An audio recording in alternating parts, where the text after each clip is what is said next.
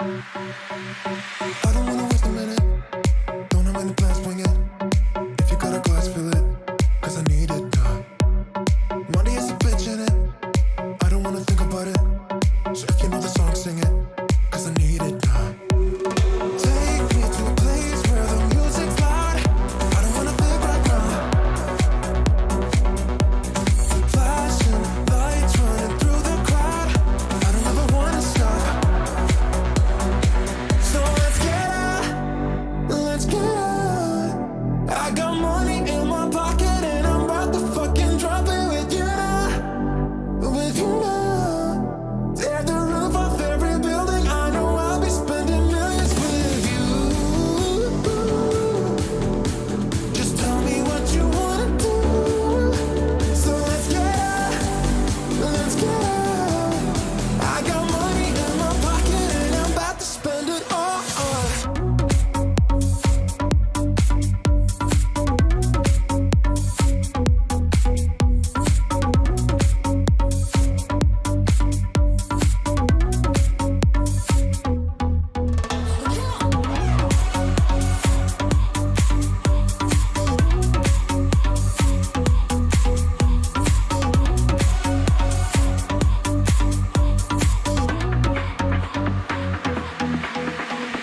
I don't wanna waste a minute. Don't have any plans, wing it. If you got a glass, fill it. Cause I need it now. Money is a bitch in it. I don't wanna think about it. So if you know the song, sing it. Cause I need it now. Take me to a place where the music's loud.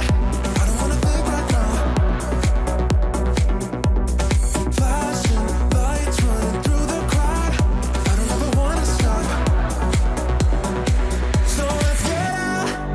Let's get out. I got money in my pocket and I'm about to fucking drop it with you now. With you now. Tear the roof off every building.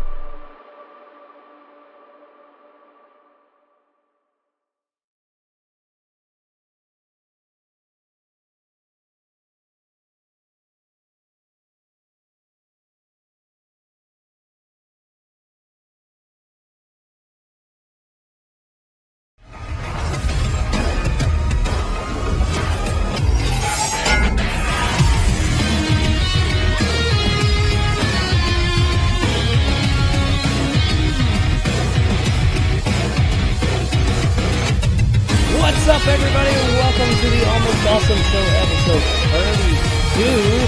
How is everybody out there doing? Hope you're all doing very well. That microphone's really close. I'm being loud, but that music's loud, so I got to talk over it. Excuse me. Sorry about that little pause there. I walked away from my computer. I thought I had a couple of extra minutes, but I hope it wasn't black for too long. But anyway, how's everybody doing? I see Antonio's here. What's up, Antonio? What is up? Let's go. Yes, sir, indeed. I've got quite a few stories to talk about today. Quite a few cool things, and even just lots of cool stuff, I think. More than just stories. I was going to have a review, but instead I went ahead and released it this morning. Hopefully you guys saw that on my channel with Weird, the Al Yankovic story. Definitely worth checking out if you ask my opinion. Really funny movie. It comes out in a few days, I think. It's not out quite yet. It's either the end of this week or the beginning of next week. I'm not sure, but definitely worth checking out. Hilarious, especially if you like Funny or Die comedy. But yeah, I released that this morning instead of on the show because I ended up with a lot of other stuff to talk about and to do. We got some pretty cool stuff to do today. The big thing, we got a few extra stories than usual, but I also have this little guy I finally got in the mail, my new Sega Genesis Mini, and I'm going to unbox it. Believe me, I wanted to unbox it last night, but I saved it just for you guys because I love you guys so much. So I'm going to unbox this on here. About at the midway point of the show, we're going to unbox this, and then after the show is over, at the end, we're going to switch over, and I'm going to hook it up and play a little bit of it and kind of give a little, I don't know, review or whatever. So that's coming soon here in a few minutes. But I do have some shows or some stories to talk about. On that note, I do have a few extra stories to talk about today than usual for two reasons. One of which is because, as you see, I am alone, which I probably will be for a little bit, except for here or there when I have a guest. And when I'm alone, the stories tend to not go as long because it's just me talking. So I picked a few extra. Also, because I've decided I'm going to, at least for the time being, take the show down to one day a week or one time a week. Like I said last time, I'm still going to do other, like if a big piece of news comes out a day or two after I've done my once a week show, I'm going to just record a video of that in this vein. It might not be live. It might be if it's a lot of stuff that just pops off and it's something big enough, but I'm going to be doing it on Wednesdays, same time, 2 o'clock, my time central, so whatever time that is, wherever you live. The show is going to be on Wednesdays at 2 o'clock now. For the time being, we may go back to 2 a week at some point. I'll see. It's really, I'm just trying to do what's best for the channel and for you guys. It just seems like doing the 2 a week right now with what news we have, there's just not really enough news. I find myself scrounging for things, excuse me, and reporting on some things that I just probably wouldn't otherwise. That I'm just kind of like, I'm just doing this to fill a spot, and I don't want to do that. So this will also free me up some free time to do more reviews, like I talked about. So, and some other content on my channel, and also hone in on this show. I said that from the beginning. I wanted to do more than just talking news, and it's kind of, that's all I've done, and a couple of reviews here or there. It's because I'm always doing this show. I'm always prepping for the show or cutting it up for videos later on, and then as soon as I'm done with that, I'm getting ready for the next show. So I'm like, I need a little bit of, breathing room, which was the whole idea behind doing this show, so kind of counterintuitive. So I do that sometimes. I'll take on too much. But hey, it's cool. Balancing act, right? That's what we're doing. I didn't let it go on for hopefully too long, but I'm hoping that this one show a week deal will just be more fulfilling for you guys when you watch. It'll be a better show overall because I'll have all my efforts focused into that one single show. I don't know how long it's going to run, but it will probably be having more stories and things and segments than the show has had because it will be just once a week. But you also get more reviews from me and other content that I'm looking forward to doing. Let's see, Antonio's here. Oh man, just a slow Tuesday so far. Hopefully it stays that way for me. Glad to be on time. Hell yeah, man. Oh, that box looks so nostalgic. I know, right? It looks, we're going to go over it more. It's almost, it's the same, like, graphics and everything of the original, well, the Mini 2. not Mini 2, the Sega Genesis Model 2. That's the same box. I think the box was a little long. It was more rectangle than the actual one, so it probably had a little bit more dead space on there. But yeah, that's everything on here looks pretty. I mean, it's got a list of games on here, of course. That wasn't on the original. That little teen mark, I don't know if that was on the original, obviously, because I don't think they had a ratings when that thing came out originally. Where it says Sega Genesis Mini 2, I think it just probably said Sega Genesis. But yeah, everything else looks pretty, like, it's pretty authentic. It's pretty cool. But yeah, we'll look at that in more detail here in a bit. I'm looking forward to jumping into that and looking at all the cool games that came on it, hopefully. And I got some things to compare it to as well. Excuse me. Hey, thanks for that super chat, Antonio. You're the man. That $5 super chat. Awesome. It's fitting for episode 32, you know, 32-bit Sega. Yeah, that would be the Sega Saturn, was the 32-bit Saturn. Or the 32-bit console.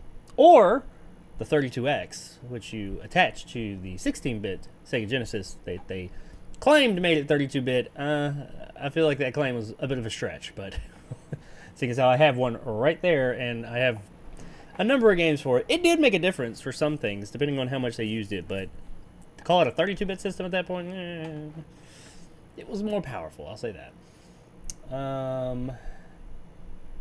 Alright, well, it looks like you're the only one commenting right now, Antonio. Let's move on with the show, I guess, and jump into this thing so we can get this. I got some stuff to do after the show, too, with my, around the house, so let's not keep you guys and me waiting all day. Alrighty, so sorry, I know you guys love watching me drink and vape. Okay. I honestly don't even know what order I had these stories in. Here we go. Okay, for our first story of the day, we're going to talk about Daniel Radcliffe and Wolverine. What? Yeah. That is apparently a thing. I've heard this rumor. Not really a rumor. It's more like a fan casting. For a long time, people have, or not for a long time, for a while, people have been saying, oh, Daniel Radcliffe is, you know, taking up the mantle of Wolverine since they knew that Hugh Jackman was leaving. There's been other people, of course, as well, but his name would come up sometimes. And I always found that odd. I never saw Daniel Radcliffe as, like, Wolverine. I mean, Daniel Radcliffe, if you watch my review I just put up today of Weird, I think is a phenomenal actor, and he was great in that, and the guy is really showing that he's a fantastic comedic actor, and I'm sure he could do, you know, he's in shape. The guy he's ripped in the Weird Al movie even, oddly enough, but I don't see him as Wolverine. I mean, I guess you could make anybody look like Wolverine. You put, like, the mutton chops and the goatee with no mustache and, you know, claws and the cropped hair, I guess they become Wolverine, but I don't know. His demeanor and everything, I just don't see him as Wolverine. But anyway, on that, Daniel Radcliffe has officially come out and said, no, I am not going to be Wolverine. I do not want to be Wolverine, and he gives reasons as to why, and I think his reasons are pretty good. Despite fans clamoring for years on social media for the Harry Potter veteran Daniel Radcliffe to take on the role of Wolverine, he recently told GQ magazine that any headline claiming he's circling the role is purely a press tour rumor. I say something, and then occasionally I get bored of answering that way, and I say something different, and that sets it off again. Radcliffe said about his own part in fueling the Wolverine buzz, I should just never open my mouth. He also said, I just don't ever want to get locked in, and this is his main reason, and I get this. I just don't ever want to get locked into something that I'm not sure I will be able to love the same amount the whole time. So in other words, he's saying, I don't feel as if I'm that connected to this character. And I get that. The guy, he did Harry Potter for over a decade. So he knows a little something about being attached to a big franchise. And I would be willing to bet there's at least a little bit of all that craziness that went along with being Harry Potter. I figure that being Wolverine would be similar. I mean, people would probably flock to him everywhere he went with that. So you'd have people with claws and crazy shit and mutton chops running up to him all the time. And he seemed like, while he deals with that, I don't feel like that's him. Like, you see him in his post-Harry Potter career, and he's doing stuff for sure. And he does some big things, lots of small things. or more obscure things, it seems more like he's like, I would be willing to bet that he's kind of like, I've been down that road. I've had that big, huge character you're playing, multi-movie contract deal, and he probably doesn't want to do that again. I mean, Harry Potter was fucking huge. Is fucking huge. The guy probably still gets, like, everywhere he goes, just swarmed with people and saying something about Harry Potter. He will for the rest of his life. So I get that, and also, like he said, if it's something that I don't feel like I could commit to or like love for all that time, that's an admirable reason.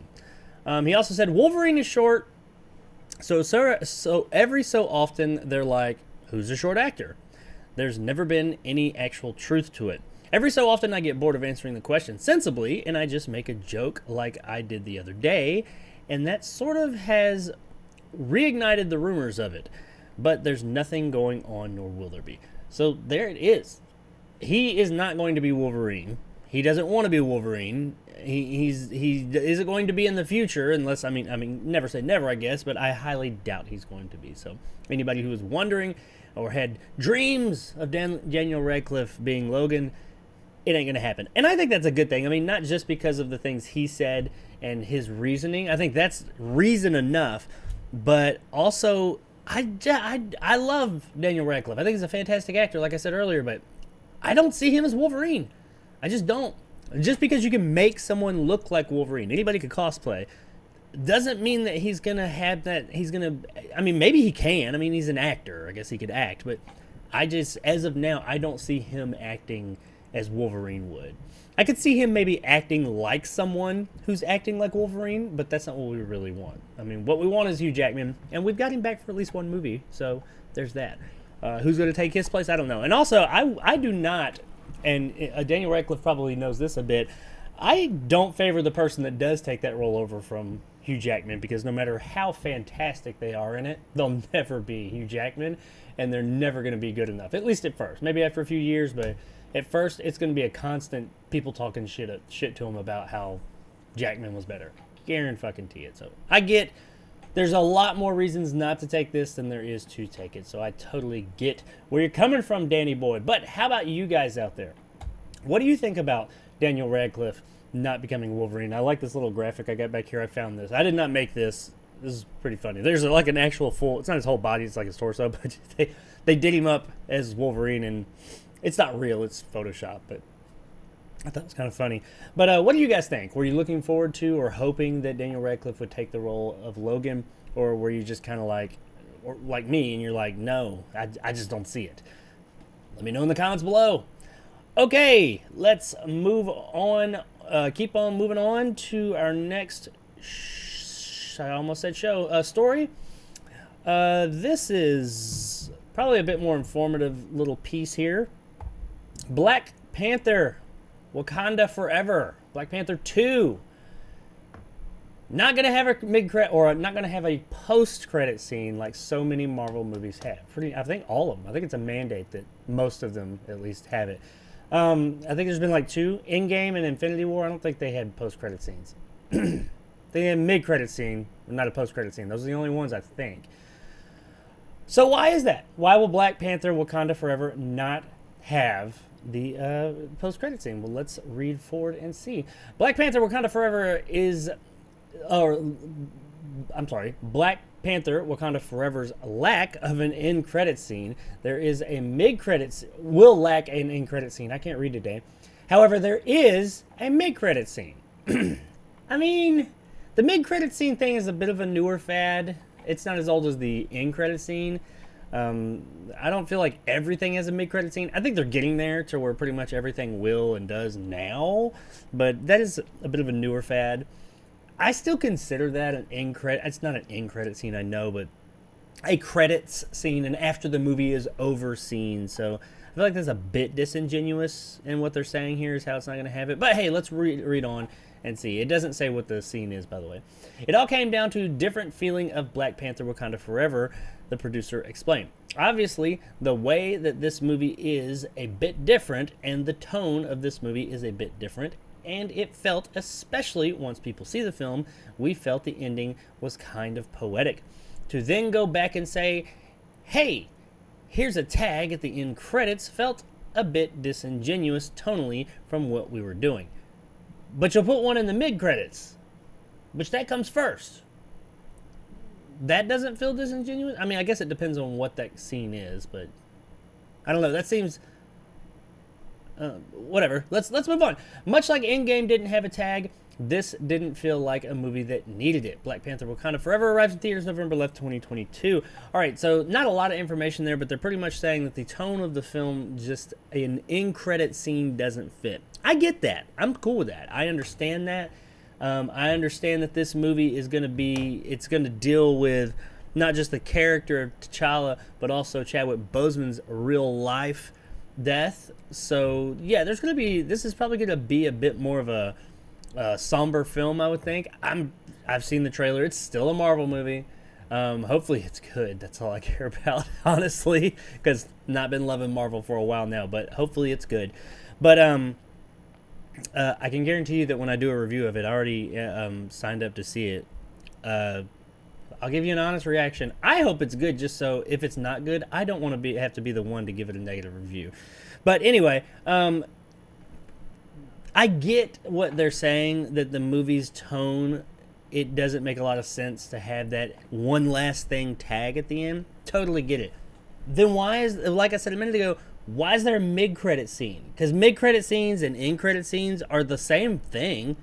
You just, one's here and one's there. It's still an after the movie's over credit scene, a secret scene. I mean, they're not very secret anymore, but you know what I mean. It's a little extra something. So what's special about this thing? I mean, instead of tagging it at the very end of the credits, you're tagging it in the middle of the credits.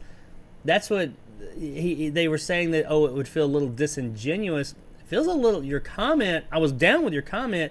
Honestly, the comment feels a little disingenuous, knowing that there is a mid-credit scene, which is pretty much the same thing. So I am curious about that. I mean, who knows? Maybe I'll see the movie and be like, the mid-credit scene will just make sense, and I'll be like, oh, okay, I get it. But as of right now, having no idea what, the movie entails, much less an in-credit scene, just going off of what's said here, I mean, why is one disingenuous but the other one is not? Seems a little odd to me. But either way, it looks like you're not going to have to wait through all the credits. I mean, a lot of people say you should anyway, to respect the people who watch the movie. You know what? Those people that watch the movie don't give a fuck if you sit through them credits. They care if you paid for your ticket. So if you pay for your ticket, I think you don't feel obligated to have to sit through credits. But with this one, you don't have to. You're not going to miss anything. But just sit through that, the preliminary credits where you get to your mid-credit scene. Unless the movie really sucks and you just don't want any more of it. But you know what I mean. You don't have to sit all the way to the end to see that. What do you guys think? Do you think... I mean, I'm on the fence on this, like I said, because I think that their comments make sense until I hear that there's a mid-credit scene. Am I just crazy? Is my mindset unfounded here? Is it weird that I'm sitting here saying that? Do you not think that that's disingenuous? I mean, it sounds like it. Once again, going off of the information we have, I'm not speculating what is or is not there, because that is ridiculous, because I have absolutely no idea. So just based on the information we have, which is not much, it sounds disingenuous to me. But whatever, we'll find out. Let me know in the comments below what you guys think. Alrighty then. Let's check out these comments here. I see we got a little bit more, and then we'll move on to our third story of the day. Looks like my man Fright Films has joined us. He's looking Jackman like, yeah. Oh, shit. Yeah, Radcliffe. Oh, yeah. You have a Sega CD also, don't you, Jacob? I can't remember if Pippin was on the Sega CD or Saturn. Scottie Pippen, that's on the Sega CD. It's actually, well, I think it's the Sega CD. Yeah, it's both. I have it on the Sega 32X or Sega CD 32X. So you got to have like the whole combo. But yeah, I do. Hell yeah, I have a Sega CD. What? That's one of my favorite consoles ever. Of course I do. Out of all 40-something consoles I have, yes, I got a Sega CD. And the 32X. More than one. Hi, Fright Films. How you doing? What's up? Glad to see you aboard. I'm alright. How you? Can't complain. Sitting at work. Hopefully things stay slow enough for you to stay on, my friend. This thumbnail today, too. My thumbnail? I don't even remember what it was. I put it together really quick. I was running behind.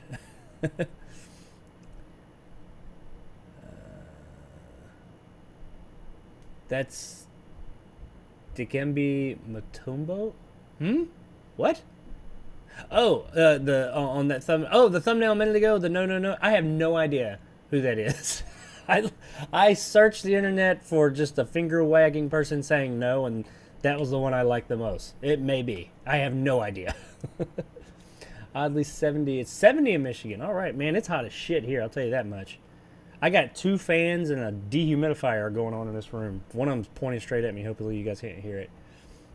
Like floor fans, box fans blowing on me. And an air conditioning down the hall. Frank said, oh, it's 7 p.m. in the UK, but I'm just chilling. How's Halloween yesterday? Halloween was cool for me. I mean, I didn't dress up, but I took my kids trick-or-treating. They dressed up. Okay, that's really cool. Hopefully overseas myself someday. Trick-or-treaters, and no one showed up. It's disgusting. Our weather-wise, that's... had bad weather, no trick-or-treaters. No, but I don't get any trick-or-treaters either, but I live in the middle of nowhere. How about you over there, Fright? Is Halloween... I mean, I know Halloween's a thing everywhere, but is it as big... It's not really that big over here anymore, unfortunately. That's really sad, but is it still big there in the UK? Yeah, visit one day. Don't worry about that. I used to hit Halloween parties galore back in the day. I was Flava Flav last time I dressed up. Oh, shit. Flava Flav. Did you have the clock and everything? I was a priest with a this little hand pump that would like pump up an erection. Yeah, that was what I did last time I dressed up. This was some years back. Fright said, "No, I watched Terrifier, and also I was thinking to scare trick-or-treaters." There you go. I watched Terrifier here recently. The movie's something else. Legendary center blocking shots. Okay. So he's a legendary center known for blocking shots. Oh, is that why I had him saying no? I get it. He did that finger because no one could... No, there you go. Yeah, that YouTube money funded 40 Sega CDs. Crazy. No, I don't have 40 Sega CDs. I mean, the actual CD games I might. I have a lot of Sega CD games. They're right there. I'm not quite... I don't know. Is that 40? I don't know. I got a lot of Sega CD games. It's one of my favorite... consoles, but I have one Sega CD. Well, I have 2. That's right. I have one that's broken. I have a top OG Model 1 bottom loader that doesn't work right now. But that's normal. Those things were pieces of shit. They didn't work very well. They like all break. But that one I just got because I got a good deal and it was broken. But no, my side loader, which is the one, I have one of those. I have 2 32Xs. I don't know why. Oh, I know why. I ended up with one by accident. Not by accident. It was a good deal, and I actually bought them right at the same time. But I'd already bought one, forgot I had bought it on an auction, and I got this other one for a good deal. And then I was like, oh, fuck, I've got 2 now. But hey, I could sell it for more than I paid for it. Probably has oil on his land down there. No, I doubt there's oil down here. I mean, who knows? I don't know. I'm close to water. I mean, I live on a lake, so I own a piece of a lake.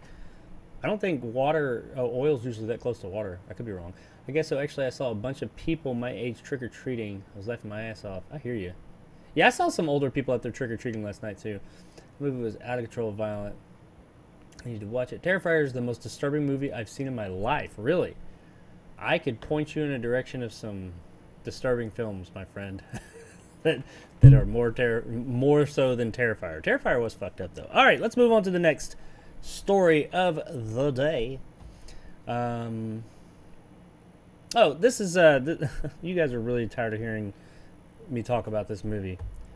Let's talk about Avatar 2, a.k.a. The Way of Water, or Way of Water. I don't think there's a D in there. Anyway, the length of Avatar The Way of Water has been released. Now, before I go any further, ever since this story came out, there has been another story saying that this length might not quite be right. It may actually change slightly, but they have put out there in stone and said it is going to be, this is pretty damn close. This is about where it's going to be.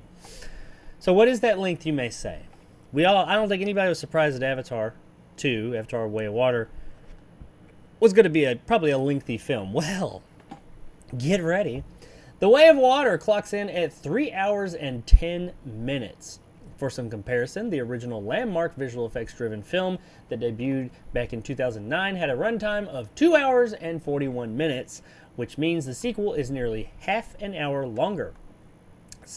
And also, if you're wondering what are they going to fill up 3 hours and 10 minutes for, I would like to say, though, the extended cut of the original film, I think, is even more. I think it's like 3 hours and 20 minutes long, or 3 hours and 30 minutes. It's a considerable amount longer than the first. I think it's a good 30 minutes longer. So about like this, 30, 45 minutes longer. But better version too, by the way. Anyway, what could possibly be in this movie to fill up that much time? Well, set more than a decade after the events of the first film, Avatar: The Way of Water begins to tell the story of the Sully family, Jake, Neytiri, and their kids, the trouble that follows them, the lengths they go to keep each other safe, the battles they fight to stay alive, and the tragedies they endure. So, we have no idea. All we know is that this movie is about Jake, Neytiri, and they got kids now, and it's sometime later. We don't know what's going on. We assume that what did they call them? The RT, I can't remember, the RDA, I think that's what the bad guy, or the humans were called. We assume that they're back, because I think it showed them in the little teaser trailer we got. I did just hear today, I'm assuming this is real, it looked like an official message from the Avatar whatever account, that tomorrow, the 2nd, today is the 1st as of this recording, we are getting the first official trailer, not teaser trailer, so we might actually get some story beats, an idea of what the story of this movie is going to be. I bet, scoop, people, it is going to have something to do with water. Quote me on that if you want. Anyway, moving on. I don't have a problem with this. I've seen some people kind of losing their minds about this. Oh my God, it's 3.5 hours, 3 hours and 10 minutes long. There's longer movies that have been released. Endgame, I don't think it was quite 3 hours and 10 minutes. It was over 3 hours. I mean, that was a big movie too. It was over 3 hours. The Belfast, I think is what it's called. I think that's what the movie's called. Just released. It's something like 3.5 hours long. Now, granted, over 3 hours is probably not the norm. I mean, you see more movies that are around the 2 to 2.5 hours. I say 2.5 hours is usually what people consider a long movie nowadays. 2 hours is kind of the norm now. So 3 hours is a bit longer than a lot of movies, but it's not totally unheard of. 3 hours and 10 minutes. Who was ever thinking that this was going to be like an hour and a half, 2 hour long movie? Everybody figured it was probably going to be close to 3 hours. So I don't really see this as like mind-blowing news. I do hope that it's just not like really drawn out. I will say that, because I love this world. I love James Cameron. I love Avatar, and I'm really looking forward to this movie. I hope it doesn't just get drawn out for all the time. I hope we don't look at it at the end and say, damn, they could have cut 45 minutes out of that thing, or 30 minutes, or anything. I hope I'm just riveted from beginning to end. I will say, this movie needs to do well. Not do well. It needs to be good. Because at over 3 hours, that means they're not going to be able to show it as often in theaters. I mean, this movie, I'm sure, is going to have be showing in multiple screens at multiple theaters. It's going to have a huge screen presence. But still, being that long, that is the one big drawback to being that long of a movie, besides some people just don't want to go see long movies in theaters, is to make their money back, to get their ticket sales, the big ticket sales that they need. It's going to have to be damn good, and people keep coming to see it, because they're not going to be able to, they're going to be missing at least one showing every day, I would think. I mean, maybe more. I mean, think if you've got a 2 hour movie, you could show it every 2 hours. This one's only going to show every 3 hours and 15 minutes or so. So that starts to cut into profits. Yeah, every 2 showings, that's like one regular showing of a film that you're missing. So yeah, this movie needs to be damn good and have a really good word of mouth and just get great reviews so people will go see it. If it is really good, because people are going to go see this movie. I mean, make no doubt about it. People will be there to see this fucking movie. But if it's not good, if it's not really good, not even just good, it has to be really good. If it's not really good and just really captures the audience, those people that do see it aren't going to go tell everybody else to see it. Now, if it is awesome and everybody's telling everybody else to see it, that's what happened with the last one. People that typically wouldn't have gone to see that movie were like, let me go check out this thing everybody's talking about. So I don't know. We'll see. I hope so. I want the movie to be successful. I don't need it to be like the highest grossing film of all time. I just want it to be successful. First and foremost, I want it to be good. 3 hours and 10 minutes. Don't bother me. I don't care. So what? I've watched... That blows me away that people will sit there and bitch and moan about a 3 hour and 10 minute long movie, but they'll binge an entire season of a Netflix show or a Disney Plus show in one night or 2 nights. You'll watch 10 fucking hours of something in a day, but 3 hours and 10 minutes, that's too fucking much. Come on, people. It's not that big. I think it's not really that long. Get over it. Plus, it's probably going to have like 20 minutes of credits. The movie's probably going to be under 2 hours or under 3 hours overall. All right, but you guys let me know in the comments below. Is a 3 hour and 10 minute movie something you're just not open to seeing? Is that just, the breaking point there? You're not going to go see that, or you think that's far too long? If so, explain to me why, given the points that I made. Maybe I'm wrong. Or maybe it's just a personal preference. That's cool. Let me know in the comments below. Alrighty, then let's move on. Let's check out the comments real quick, and then we'll move on to the next story. Guess so. I trick-or-treated until I was at least 21, said Antonio. Not even joking. Terrifier is the most... please do, says Fright. Oh, the film? Okay. Just off the top of my head, some really disturbing fucking films. Now, these are films... I'm not saying these are good films. These are just disturbing films. And actually, the first 2 that popped to mind, I'm sure I can think of some worse.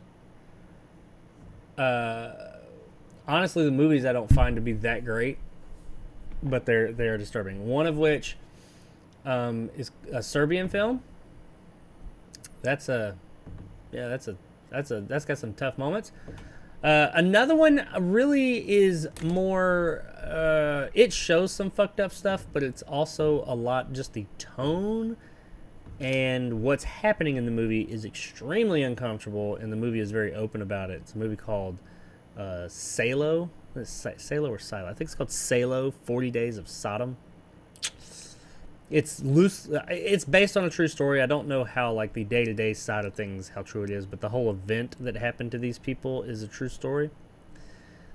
That movie's... It shows some fucked up things, don't get me wrong, but even more so, it's just the overall tone and everything in that movie makes you feel extremely, extremely dirty. It's not nice. Oh, man, as far as... I got one for you. Terrifier, maybe... I don't know. I was going to say blood count, body count, probably a little bit more, but this one, in my opinion... As far as their kills, something that'll make you look away from the screen at times, Possessor. See the unrated version of Possessor. Fantastic film too, by the way. Possessor is amazing. It was either my number 1 or number 2 film of 2021 or 2020. I think it was 2020. But it was that in Archive. But yeah, Possessor... At least I haven't seen the rated version, or the R-rated version. The unrated version, which it's readily available. That's the one I watched. Oh fuck! It's It's a David Cronenberg's son, Brandon Cronenberg. There's things that they do in this movie with sound design, and they just show stuff, and he just lingers on violence, and it's so graphic and just in it. That there are times that even me, and I have a very tough stomach, I don't really get fazed by some of that stuff. There were times I kind of was like, oh shit, I'm going to look over here for a second. That's just things with teeth and nails and getting bodies. It's just so brutal. Like people getting things bashed in, and it looks so just brutally real. It's tough. There are moments in that movie that are tough to like keep your eyes on the screen that you just, I think you will instinctively be like, ooh, at least look away a little bit, because it's rough, but it's a really good movie too. It's an amazing, excellent movie. That's 3. I'll see what else I can think of. At least you save money on those sweets, Antonio. I work at a hospital, and we're offering to X-ray candy. You work at a hospital. Have you guys ever come across anything? Because every year you hear about that stuff. And, I mean, that's just like this big fear, especially as a parent. I don't think it's nearly as rampant as, like, paranoia leads you to believe. But obviously not because I've never seen it. But have you ever come across anything? I heard this year somebody was like hiding fentanyl in Nerds boxes, but I really think they were just trying to move drugs. I don't think they were trying to get it, because my wife made a good point. She was like, what kind of drug dealers are giving all these drugs away for free, much less to kids? I was like, yeah, you got a point. Drug dealers ain't giving shit away free unless they know you coming back to them, and in that case you're not. But I think these people were just like trying to hide drugs, but who knows. But have you found any like razor blades or anything that's not supposed to be in candy? I'd be curious to know. Candy isn't cheap. I think the trailer is about water trying to find its way. It may be. It may be. The way that water finds its way. Possibly. James will probably go to Jacob in person and roast him for underestimating him. Who? Oh, James Cameron? No, I do not. I do not. I am still looking forward to this movie. I think a lot of people are losing their minds about it. I absolutely... James Cameron, I have all the faith in the world in. That's why... I will tell you this. If this movie sucks, or if it's lackluster, I will be... Like, if I would have been this disappointed usually, if this movie is not good, because I'm really looking forward to it, and I do put a lot of faith in James Cameron, because the guy just... he's kind of batting 100. If it's bad, if my disappointment would have been here, it's probably going to be way down here. So I will, if I don't like if this movie comes off bad, I'll probably be mad. I'll probably have some colorful things to say about it. Yeah, you should come on the show for an interview. We ought to tweet at it. Yeah, James Cameron, I bet he'll come on my show. That word itself is a little, in the title is like, yikes. What did I have in the title? I'm sorry, I didn't. Oh shit, I'm giving stuff away. I don't even remember my own thumbnails. Avatar? Oh, just the name Avatar? Or A Way of Water? I don't know what you're talking about. Thanks for the recommendation. Hey, no problem, man. Out of those ones that I suggested, Possessor. Because like I said, not only is it fucking tough to watch at times, but it's a really good movie. If you like Cronenberg stuff, maybe Cronenberg does really good. Brandon Cronenberg is... I'm really interested in what his next movie, Infinity Pool. I'm looking forward to that. He's following in his father's footsteps, but like the good footsteps, not the missteps like Crimes of the Future. Fucking hated that movie. So excited about it. I drove 2 hours to see that fucking movie one way and then had to drive back. The drive there was fine. The drive back sucked because I knew how much it sucked. And my phone died, so I couldn't even listen to anything in the car because I don't listen to radio. I listen to everything on my phone. So I had a 2 hour fucking drive to think about how much I hated that fucking movie I just watched that I've been looking forward to. It pissed me off. Anyway. Yeah, I have a stomach of steel when it comes to the gore stuff. Yeah, me too, man. Ain't nothing ever really, like, grossed me out. And I'm not going to say the movie, like, grossed me out, but it is probably the first movie in a long time, and the only one that comes to mind that while watching it, instinctively, there were moments I was just like, like, I wasn't like, or nothing like that. There are people that were like that. Like my wife, she wouldn't watch it. She watched a little bit of it, and she was like, I'm not watching this. She walked out. I mean, we were at home. And, I mean, she's got a pretty tough stomach, too, but there were parts that were really graphic. Not like razors and candy, but I have heard of kids being so-called poisoned. Yeah. That's what I'm more, like, I'm more afraid of that, because you can't see that shit. So it said, no, something about a movie you were discussing. Oh, okay. Had the S word for S&M. Yeah. Salo. Something of yeah. I can't remember. I remember the name. I mean, I remember saying it a few minutes ago. I try and forget about that movie.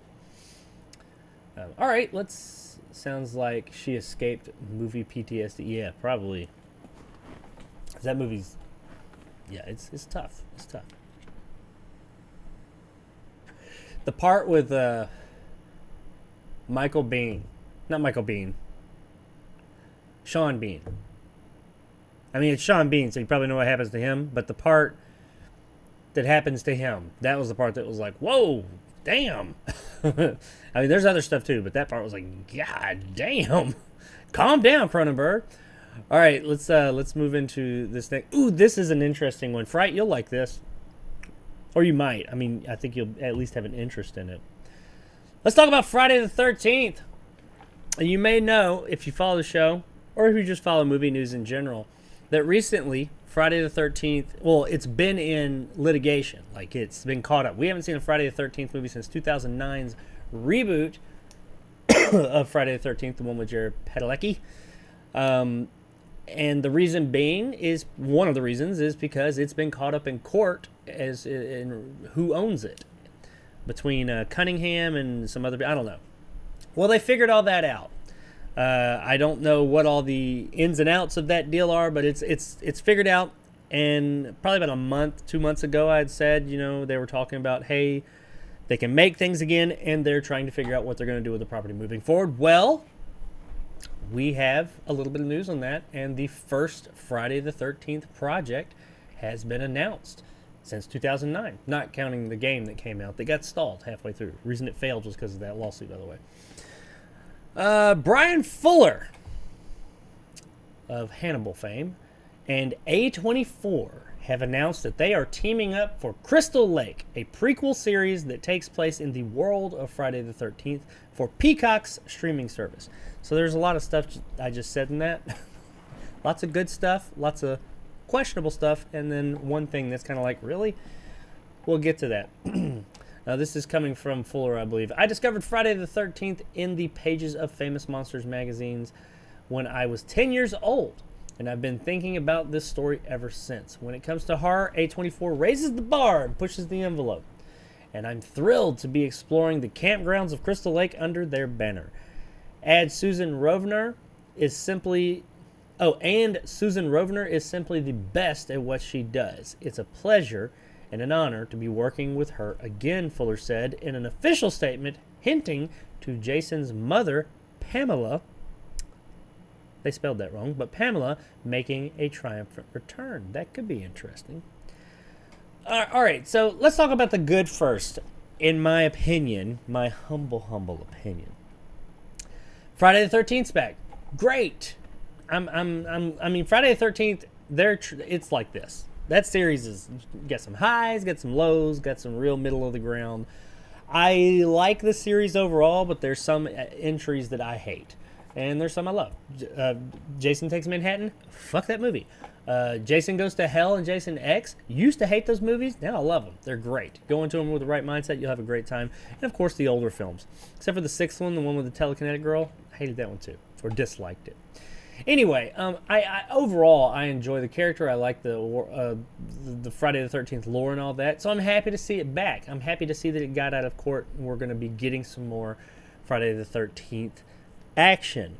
A24 being involved. Holy fuck, this is amazing. It's kind of like all those pseudo jokes me and Nick were saying a few weeks back or over the past few months about certain properties that didn't have a studio making them yet. Give it to A24. A24 is going to do the Tomb Raider movie. A24 is going to do this with the Daniels and all this and that. Wow. I never thought A24 was going to... I'd have to look back at that episode where we talked about that they got the rights back to Friday the 13th. We may have mentioned A24 there. If so, I'm definitely going to clip it when I put this video out. But yeah, A24 is doing some amazing things just all around. But yeah, their horror is really good. And I feel like A24 typically releases some quality stuff. Now, some of their stuff is not necessarily for everyone, but I don't think you can look at anything for the most part that A24 releases and say, oh, that's just dog shit. And you can look at some stuff and say, that ain't for me. I didn't care for it, but just absolute dog shit? No, they put out some quality stuff. And they have been going hard with the horror here recently. So that stuff, I'm all about. Now, let's talk about the middle of the road or questionable things. Crystal Lake. I mean, yeah, it's great to see Crystal Lake back. That is a mainstay. Crystal Lake is about as Friday the 13th as Jason Voorhees is. But this is a prequel series that takes place in the world of Friday the 13th called Crystal Lake. What is it? What are we getting here? What is this going to be? I mean, they, of course, didn't give us any of that. Is this going to be about Jason when he was a kid? Is that something I really want to see? I don't know.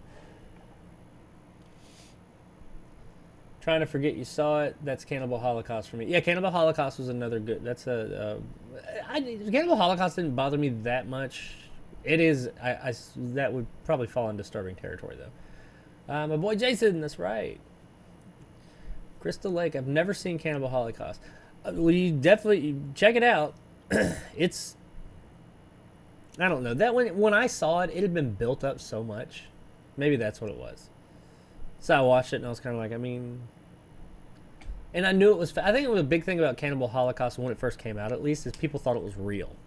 They were like convinced it was real. So seeing this stuff, it was real enough looking to where that added to the whole thing. Me, when I saw it, I knew it wasn't real. So I was like, I don't know. Something, man, Possessor though, the way he filmed that stuff, that's what did it. The sound design and everything, the way he filmed those shots, just. It's not always just the special effects in these things that make them unsettling. And in anything that has unsettling imagery, it's not just the effect. It's not just the sound. It's a mixture. You get the right sound design, you get the right effect, and you know how to shoot it. And you put stakes behind something. You gotta do that too. If it's just some random person on the road. I don't know. Possessor's so fucking bad. It could happen to a random person. Just the way he shot that shit masterfully. But anyway, don't watch it. They used real animals in some brutal scenes. And it was such a gruesome movie, they honestly thought the actors were truly dead. Now, that is true. I don't know if it was all or how much of it is, but I did hear that some of the animals in it were real. Jason X is a good watch if you want to see ridiculous, goofy stuff. Yeah, man, Jason X is a good time. Now, I didn't like it. Jason Goes to Hell and Jason X, I saw both of them in theaters, and I hated both of them when I first saw them. Excuse me. Last year, when I watched and reviewed all the Friday the 13th films on my channel, I rewatched those. I wasn't looking forward to it. I loved both of them. Jason Goes to Hell, especially. That movie was so much damn fun. You just gotta go in with the right mindset, know what it is you're getting. Oh my God! Well, it's piquing my curiosity now, Antonio. I mean, yeah. Being a huge horror fan, yeah, you should check it out. Just know what you're getting into. Jason X kind of grew on me after seeing it so many. Yeah, it grew on me too, like a tumor. It's a well done movie for what it is, I guess. Just yeah, it is just a one-time watch. I don't have any desire to watch it again. I mean, not well done parts in the animal abuse. Yeah. Promise I'll only watch it one time. I'll probably get some serious PTSD after it. Well, don't do that. That was the part I left remembering was the animal stuff. I can't even remember what happened aside from that. Yeah, see, and that's what I'm talking about. It's just like when people thought that the human stuff was real. You knowing that those parts of the animal part were real adds something to. I don't mean add something positive to it. I mean that adds more to that disturbing factor. Remember the Nightmare on Elm Street series, Jacob? I have a few episodes downloaded. I do remember that. See, that show, I like that show more than the Friday the 13th show. The Friday the 13th show just had absolutely nothing to do with...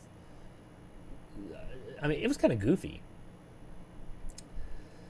What is the new Friday the 13th? A show or a movie? Is it a series that could be interesting? Yeah, it's a series on Peacock. Or it's going to be a series. It could be interesting, or it could be like, what the hell, why did you make this? I don't know. There's just not enough known about it yet. Series would be interesting. I like Jason Goes to Hell. Yeah, Jason Goes to Hell was fun. Jason's hardly in it at all. Kane Hodder kills himself. Because he's the security guard when Jason breaks out closer to the beginning of the movie. And he's Jason. Alright, so. Cool. Let's do something a little different. What time is it? Nah, we're doing decent on time. Alrighty. So, I said we were going to... Whoops. The Sega Genesis Mini 2. I got this little bad boy in the mail yesterday, actually, and I waited to open it until today so I could do it here on camera. I wanted to do an unboxing, and then we're going to play through some of the stuff and give you like a little mini review, and you guys can see what it all has to offer. This thing cost me, I think I paid a little bit more for it because I pre-ordered it when it first came out. But well, last I checked, you could still get it on Amazon. That's the only place you can buy it. They're being made in limited supply. Like, they're making a lot less of these than they did the original one. So it is meant to be a collector's item. It will sell out, and they are not going to make more of them. Just look at how much these go for now. The Mini NES and Super NES, and even the Mini Genesis. The Genesis 1. Look at how much those go for now, open box, and you'll see that, yeah, people are going to be charging out the ass for it. So if you're interested in getting this, I would suggest going ahead and getting it now. It's retailing for USD, I think, somewhere between 90 and 100 bucks. So I guess if that sounds like it's worth it to you, you can get it. If it doesn't, I mean, if it does sound like it's something you're interested in, like I said, I'd do it now because that price is only going to go up. Alrighty, so our little box here. I don't have like my other camera set up where you see my table or anything. It's just I'm just gonna like kind of hold it up to the camera. But this is a small ass box. Look at the size of this box. It's so little. It's cute.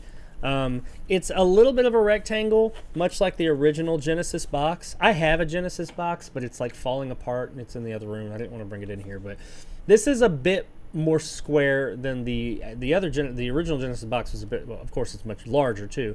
The original Series 2 Genesis box is a bit longer, but yeah, this is a pretty close representation of what the Genesis Model 2 box was. I mean, it's very similar. It's got a couple of added things, like up here it says Genesis Mini 2, and we got a games list, some of the games listed down here. I don't think it has the rating on there. Of course, there's no games involved, but it doesn't have like that, you know, K through whatever rating, because I don't think the rating was around when this originally, not this one, but the original one originally came out. Side of the box, you just got, you know, more Genesis graphics. That's the new old. I still see this and it reminds me of new. This is not the original Genesis logo and like this red thing, the red stripes. This was the newer Genesis. When this released, they started putting this on the boxes and stuff. Like, I can look on my shelf at my Genesis games that I have in boxes, and I can always tell which ones are older releases and which ones are newer just based on that color scheme. But we got that on the top.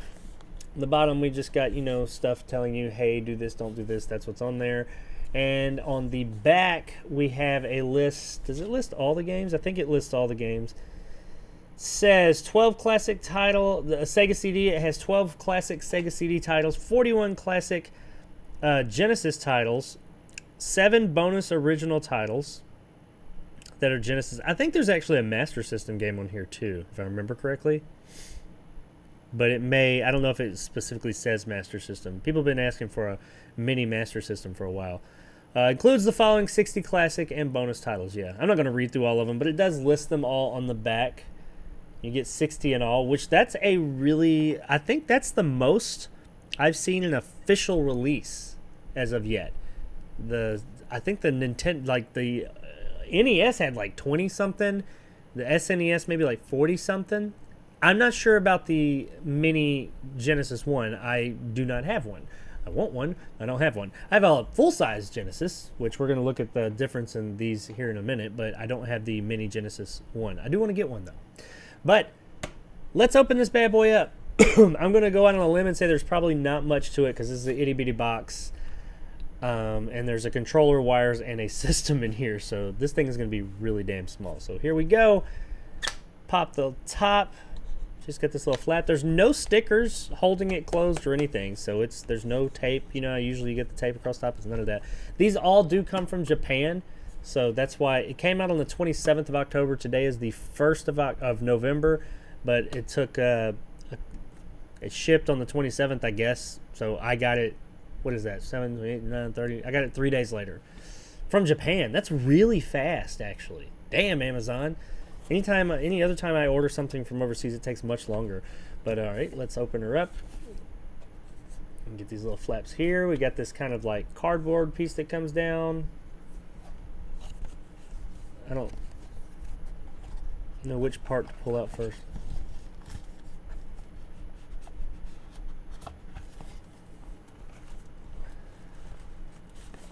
I'm pulling something out. I don't know what it is. Oh wait, it folds out. Okay, so this is up here, like kind of folds out.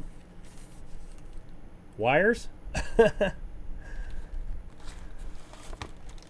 Okay. So we got an HDMI wire or cable. Looks to be about a 7 foot. I mean 7 foot. What did I say? 7? 6 foot, if I had to guess. And power cable. It's a USB, micro USB, old school, just like the mini or classic SNES and NES. And here's the controller. Ooh, there's a system in the bottom. This one, the original Genesis, mini Genesis, came with the 3-button controller. This is the 6-button controller. So let's open her up here. Oh, my favorite Genesis controller. Though the 3-button is good for some games, I really do enjoy it. But let me take this plastic off. Oh, it's USB. That's cool. Like the NES and SNES have like this proprietary jack. This is actually, it's a USB controller, so I assume you could use this with just plug it into the computer. I don't see why you wouldn't be able to. So then, like, if you have like a RetroArch or something and you wanted to play some retro games through your PC, you could do that. You got twisty ties all over it. I mean, as far as I can tell, which we'll compare because I've got a 6-button over there. It's it's like the original. Let's get it in close. That is a controller. It's full size. The system is not full size, but the controller is a full size 6-button. It's got a matte finish. It feels good. I mean, it feels very. It's got the mode button up there and everything. So it is just it's branded official Sega on the back. I mean, we'll inspect it here in a minute, but yeah, it's a full size controller. Looks like about 5 or 6 foot cable, give or take. And once again, like I said, it is USB 2.0. All right. Like I said, HDMI and a micro. I don't see a block, so you'll have to get a block or something to plug the system into. Oh, never mind, I lied. Look at them go. Got a block. So many things are not including blocks nowadays, like phones and stuff, so I'm not really surprised when we don't get them anymore. I was hoping it was like labeled Sega. It's not. It's just a block. But that's cool. I mean, that's the world we live in nowadays. When I get a block with an electronic device, I'm excited. And I'm like, wow. All right, so the the main attraction of the show, we got like this little thing here that flips down. Ooh, sexy, I guess. And it is so little. And that's it. Box is empty.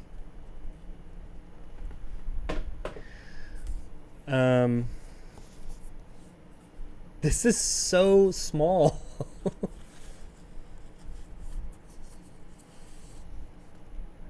And there it is. Let me get a little closer for you guys. There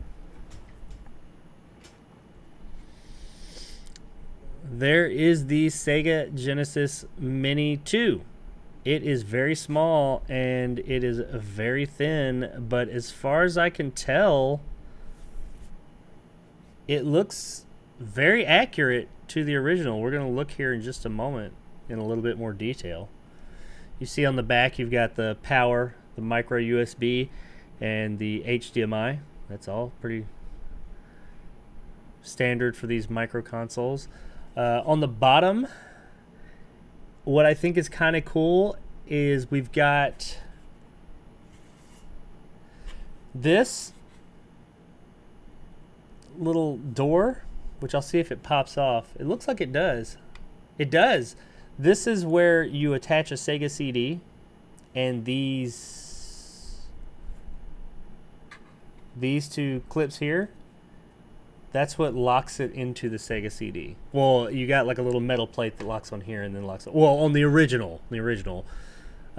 Now, the original Sega Genesis Mini it wasn't real. It was just, they had the Tower of Power little kit you could buy. It was all aesthetics. It didn't work. It was just plastic.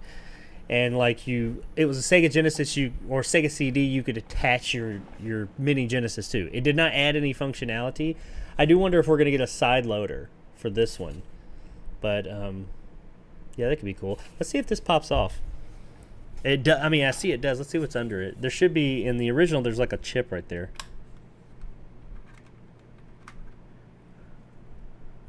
Well, I mean, there's nothing there, obviously.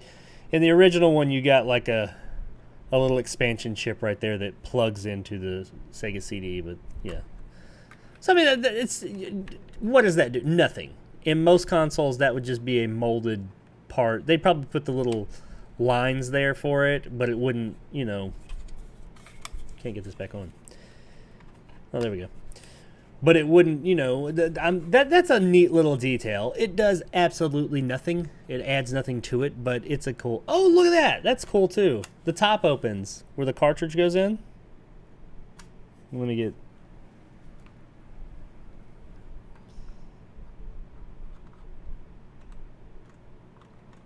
It opens just like the original. I mean, there's nothing in there. It's just blank. I mean, you can't put a console. They may have some little fake cartridges maybe you can put in it or something like that. But and a real cartridge will not fit in that thing.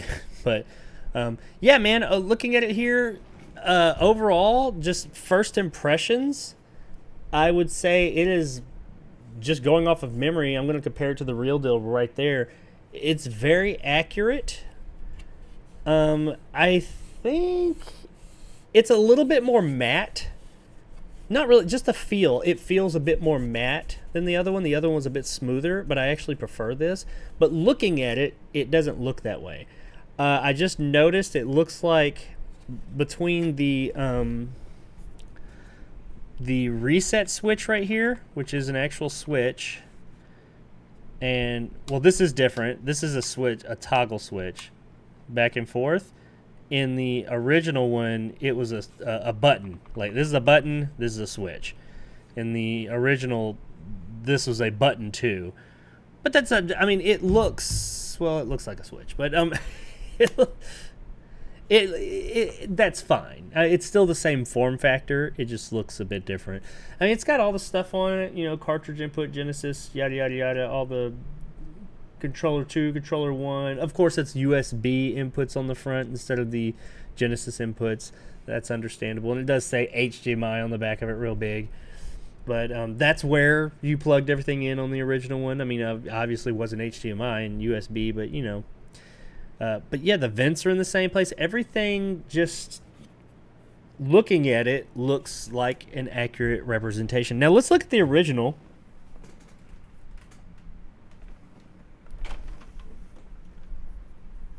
Hang on.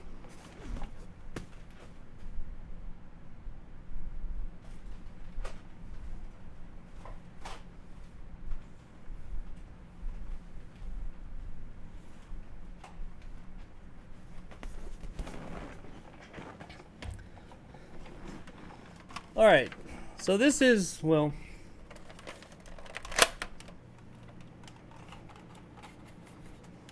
that's a 32X. I mean, I guess we could try this. And they sold a little 32X for the other one, too. It didn't do anything, like I said. So, as you can see, it doesn't quite fit.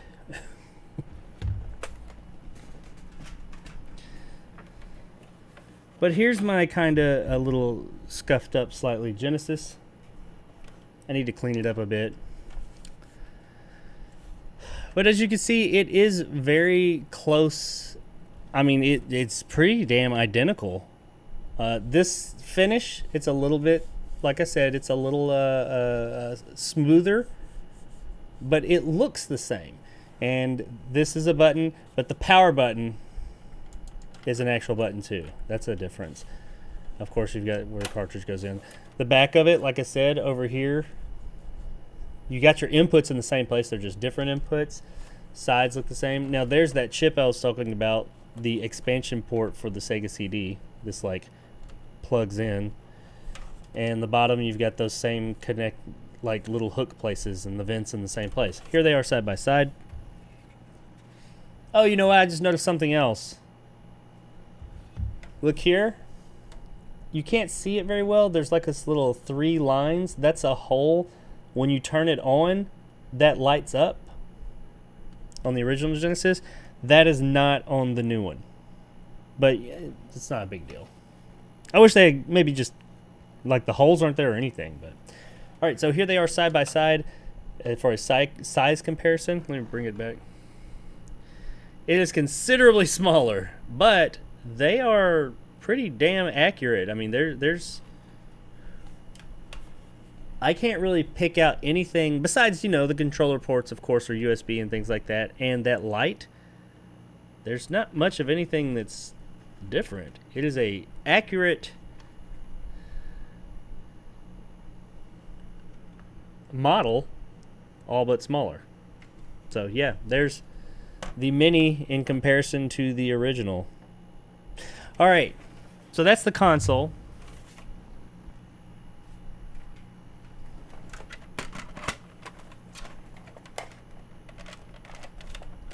And I do have a tower of power. I have a ridiculous tower of power over there. Maybe I'll show you guys one day. If you're wondering about as far as like how small this thing is, here's a cartridge. This is an original Genesis cartridge. The cartridge is more than half the size of this console. This is the CD backup cartridge. But I mean, this is the size of a regular Genesis cartridge. If I got like the Sonic and Knuckles cartridge or like one of the EA yellow tab cartridges, it would probably be the size of this console. Like that's the top. It is practically a little bit comes off the side, but it is more than half the size, or the cartridge is more than half the size of this actual console. And actually, weight wise, they're pretty damn close in weight too.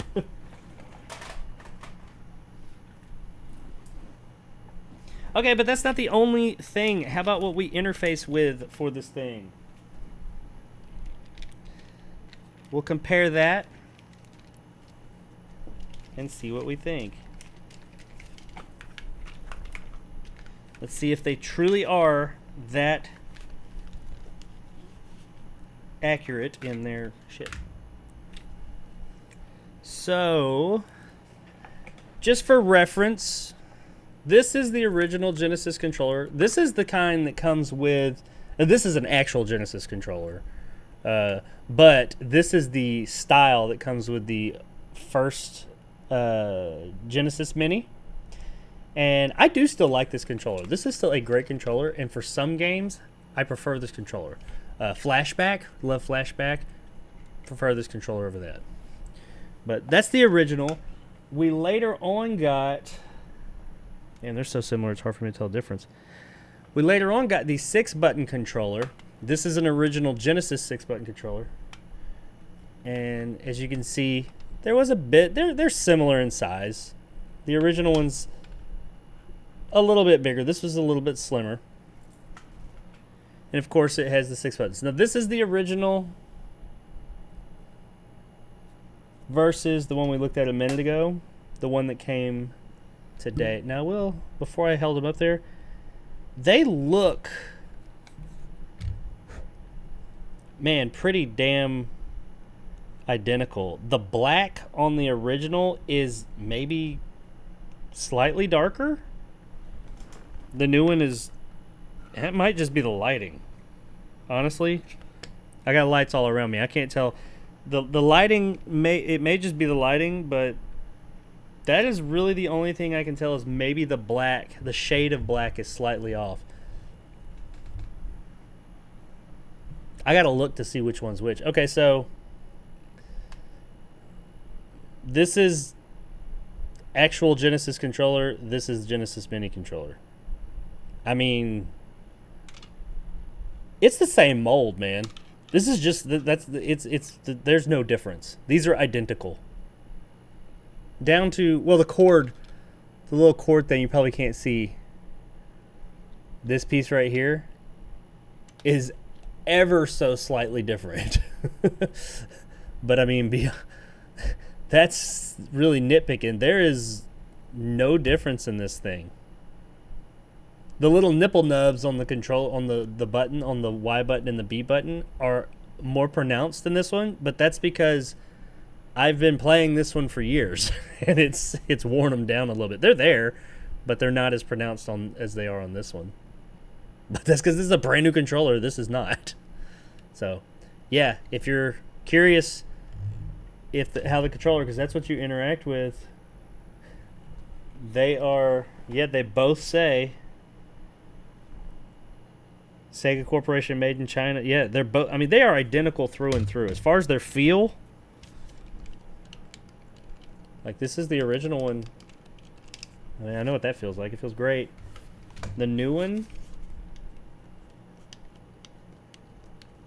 the buttons feel the D-pad is a little squishier, but not in a bad way.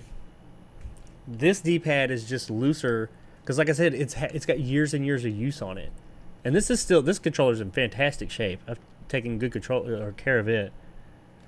But this one, this is not like a bad. It's just it's a bit firmer. That's it. It's just a newer controller. That's what it feels. It just feels like a newer controller that if you went and bought one at the store back in the day. So yeah, if you're worried about the controller, well, don't be. It's identical, except for the ends, obviously. Nah. I mean, of course, the ends are different. But, you know. So, yeah, there it is, ladies and gents. That is the Sega Genesis Mini 2. Focus. So far, I really like it. I have not turned it on. But as far as just, like, aesthetically and what you get in the package, I mean, you get what you're paying for. You're getting a console and a controller and the wire, so you got everything you need in the box.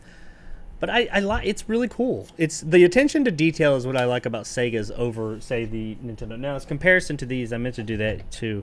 These are a little dusty, I'm sorry, but here's the NES Mini, or Classic, as they called it. They didn't call them minis, even though that's what they are. And the SNES, okay? So as far as like a size comparison for them, for this one, it's, you know, it is smaller, but the Genesis was a smaller console anyway. The Genesis Mini 2, or Genesis 2 was. So I think it's the same scale. If I had to guess, I'd say the scale is the same as whatever scale these are. That's the same scale here, because this is a similar scale. I mean, I've got a full-size NES over there too. I guess I could do a full-on. And same with the SNES.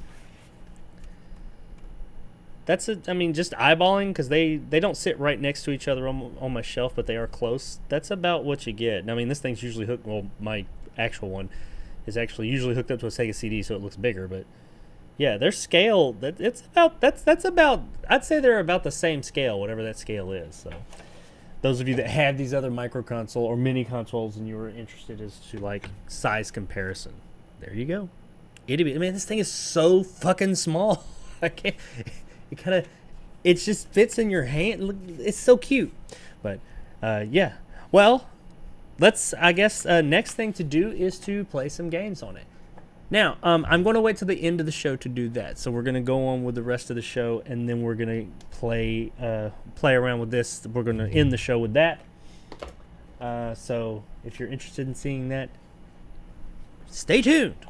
Got a few more stories to go through. Let's check out the comments over here. Sorry I wasn't looking at them as I was going through that, ladies and gents.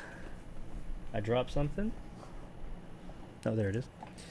Let's check out you guys' comments. Hopefully I didn't go on too long with that. I know I get like really deep in the minutia and details on that stuff, which everybody might not be as interested in.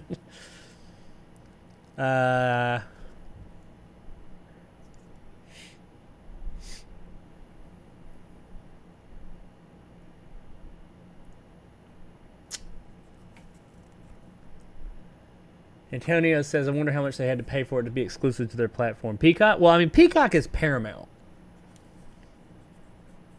So, I mean, Paramount was part of that whole deal. So they didn't pay shit. They own it. Well, they own part of it. I don't know if they own all of it, part of it, what the deal is there. I'm not even sure who owns it now. I just know that that was settled. If they're still the owners, they don't have to pay shit, though. I bet if they're not, if Cunningham got the rights back, which I think he may have, at least in part, I'm wondering if maybe that was part of the deal. Is, you know, they said, hey, you got a deal with a movie deal with us, or we get first rights or first bids or something. Who knows? I liked the Duke. Yeah, I like the 3-button controller is cool. For some, I mean, I like the 6 for some and the 3 for others. The 3-button's just a really comfortable controller. And that's what you call a blast from the past. Yeah, I might pick that up, honestly. $90. It was. Hell, I'll tell you right now. It was discount. They had, like, they were running these deals. If you caught it at the right time, you could get it for. It wasn't a lot off, but it was, yeah, it's $99 right now. $99.99. See, is it in stock? It says it's in stock. You can buy it now on Amazon for $99.99. Now, there is a Japanese version too. I do not know where you could buy that. You probably have to go, like, it's not on here. They have different games. And I've heard that you can still play those games in English, even though it's the Japanese version. The Japanese version is different. Most of the games are the same, but it apparently got some other games, like a few more games than the American and UK one did, that are actually really cool. That people were like, why couldn't we get that? Now, whether the games are localized or not, I have no idea. But my understanding is you can still play in English. I don't know, so don't quote me on that. Battletoads. I don't think was Battletoads. I don't know if Battletoads was on. I know Battletoads. I've got Battletoads on one of those things. I have Battletoads on the NES, the actual cartridge of it. One of the Battletoads. Jacob, is your console you made a stream on work? My Dreamcast? Yes and no. There's a thing I need to fix on it. I've been talking about fixing this thing for like 3 weeks. I just gotta sit down and fix it. I know what's wrong with it. I need to go through and just resolder a couple of points. It works. It did work, yes. And I think there's a weak solder point in there somewhere that was not doing something right, and that's what's wrong. I just got to go through and just got to pretty them all up. There's either that or it's bridging out somewhere just barely. There's just something, like a little something. So I just have to go in there and add a little bit more solder and pretty it up, and then it'll work fine again. But yes, it did work. It still works now through the AV port, the regular port. The HDMI mod is currently not working, but that's because of a short. I just got to find it. Satisfying top pop. Oh, yeah, on the Genesis. Jeff Bezos is on that Class A crack to deliver that from Japan. Normally, it would take months to get. Yeah, man, when I order something from AliExpress, and most of that shit comes from China, or even when I get something from the UK, it's usually, the China stuff is like a month.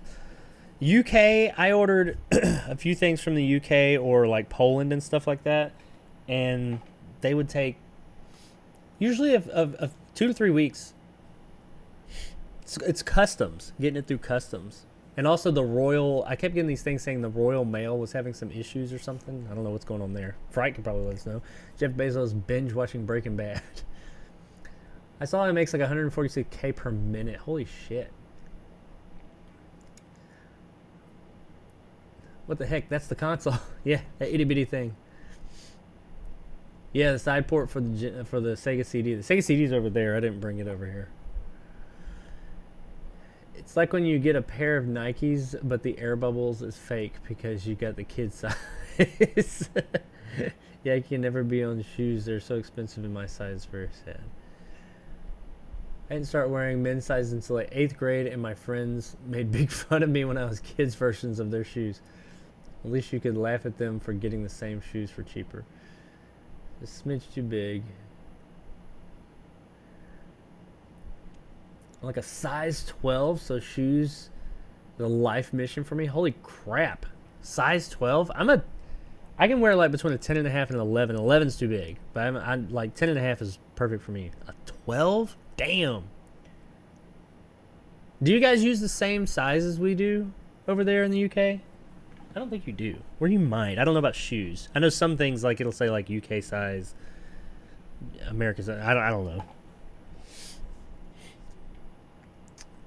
I'm a 9.5, luckily, getting harder to find these days. Remember the yellow tab games? I do. Those are EA games. They did that because they reversed. There's a story behind those tab games. They reverse engineered them because Sega wouldn't let them. There's a whole thing. I can't remember everything about it. But all those yellow tab games, they're EA games. They had to like do enough to the cartridge so it wasn't proprietary or something like that. I'd always turn on the switch for A to make my guy punch repeatedly. Oh, the turbo switch? I've got a turbo 6-button controller too. I don't really use it very often. Scaled to 1/3 of the size. I don't even... Yeah, it's probably a 1/3. Maybe even more than that, man. Those things are little. You can put it in your pocket. You can. They're all really small. You can put this in... You can definitely put this little fucker... Because it's so thin, too. Like, even the NES and the SNES are small... But they're thick. I mean, the SNES isn't. I mean, that's because that's what the form factor was. I get it. Now, I mean, if you open these things up, it ain't nothing but like a, more or less a Raspberry Pi. It's not a Raspberry Pi, but it's just a chip. I mean, there's not a lot in these things. That's just how far technology's come. You can actually, and I think this one I've modded it. Now to mod these things is super easy, barely an inconvenience. Since you have that micro USB for power, you can plug this into your computer, and there's some like Hackchi and stuff like that. You can load however many games, well, not however many, however much the memory will hold. You can load a bunch of different games on here, and they're all like, I mean, they're all more or less the same thing. They just have proprietary software on them. Give me that promo code for Jacob Andrews review. Shit. Ain't got one. Sponsored by Sega, tell the truth. I wish. Poland, I'm half Polish, fun fact. Hey, there you go, man. I know, I used to employ a Polish guy years ago. He was straight up from Poland. His name was Warchik. He was funny as hell. A Raspberry Pi is probably what's inside. I don't think it is specifically a Raspberry Pi, but it's pretty much, it's the same deal. Just a little mini computer board, really. It's an emulation board, that's it. All right, let's move on to our next story so we can get to, because now I really want to turn that thing on.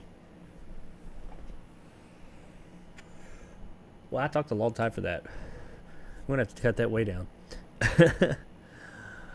Okie dokie. Let me get a sip of my Go Juice.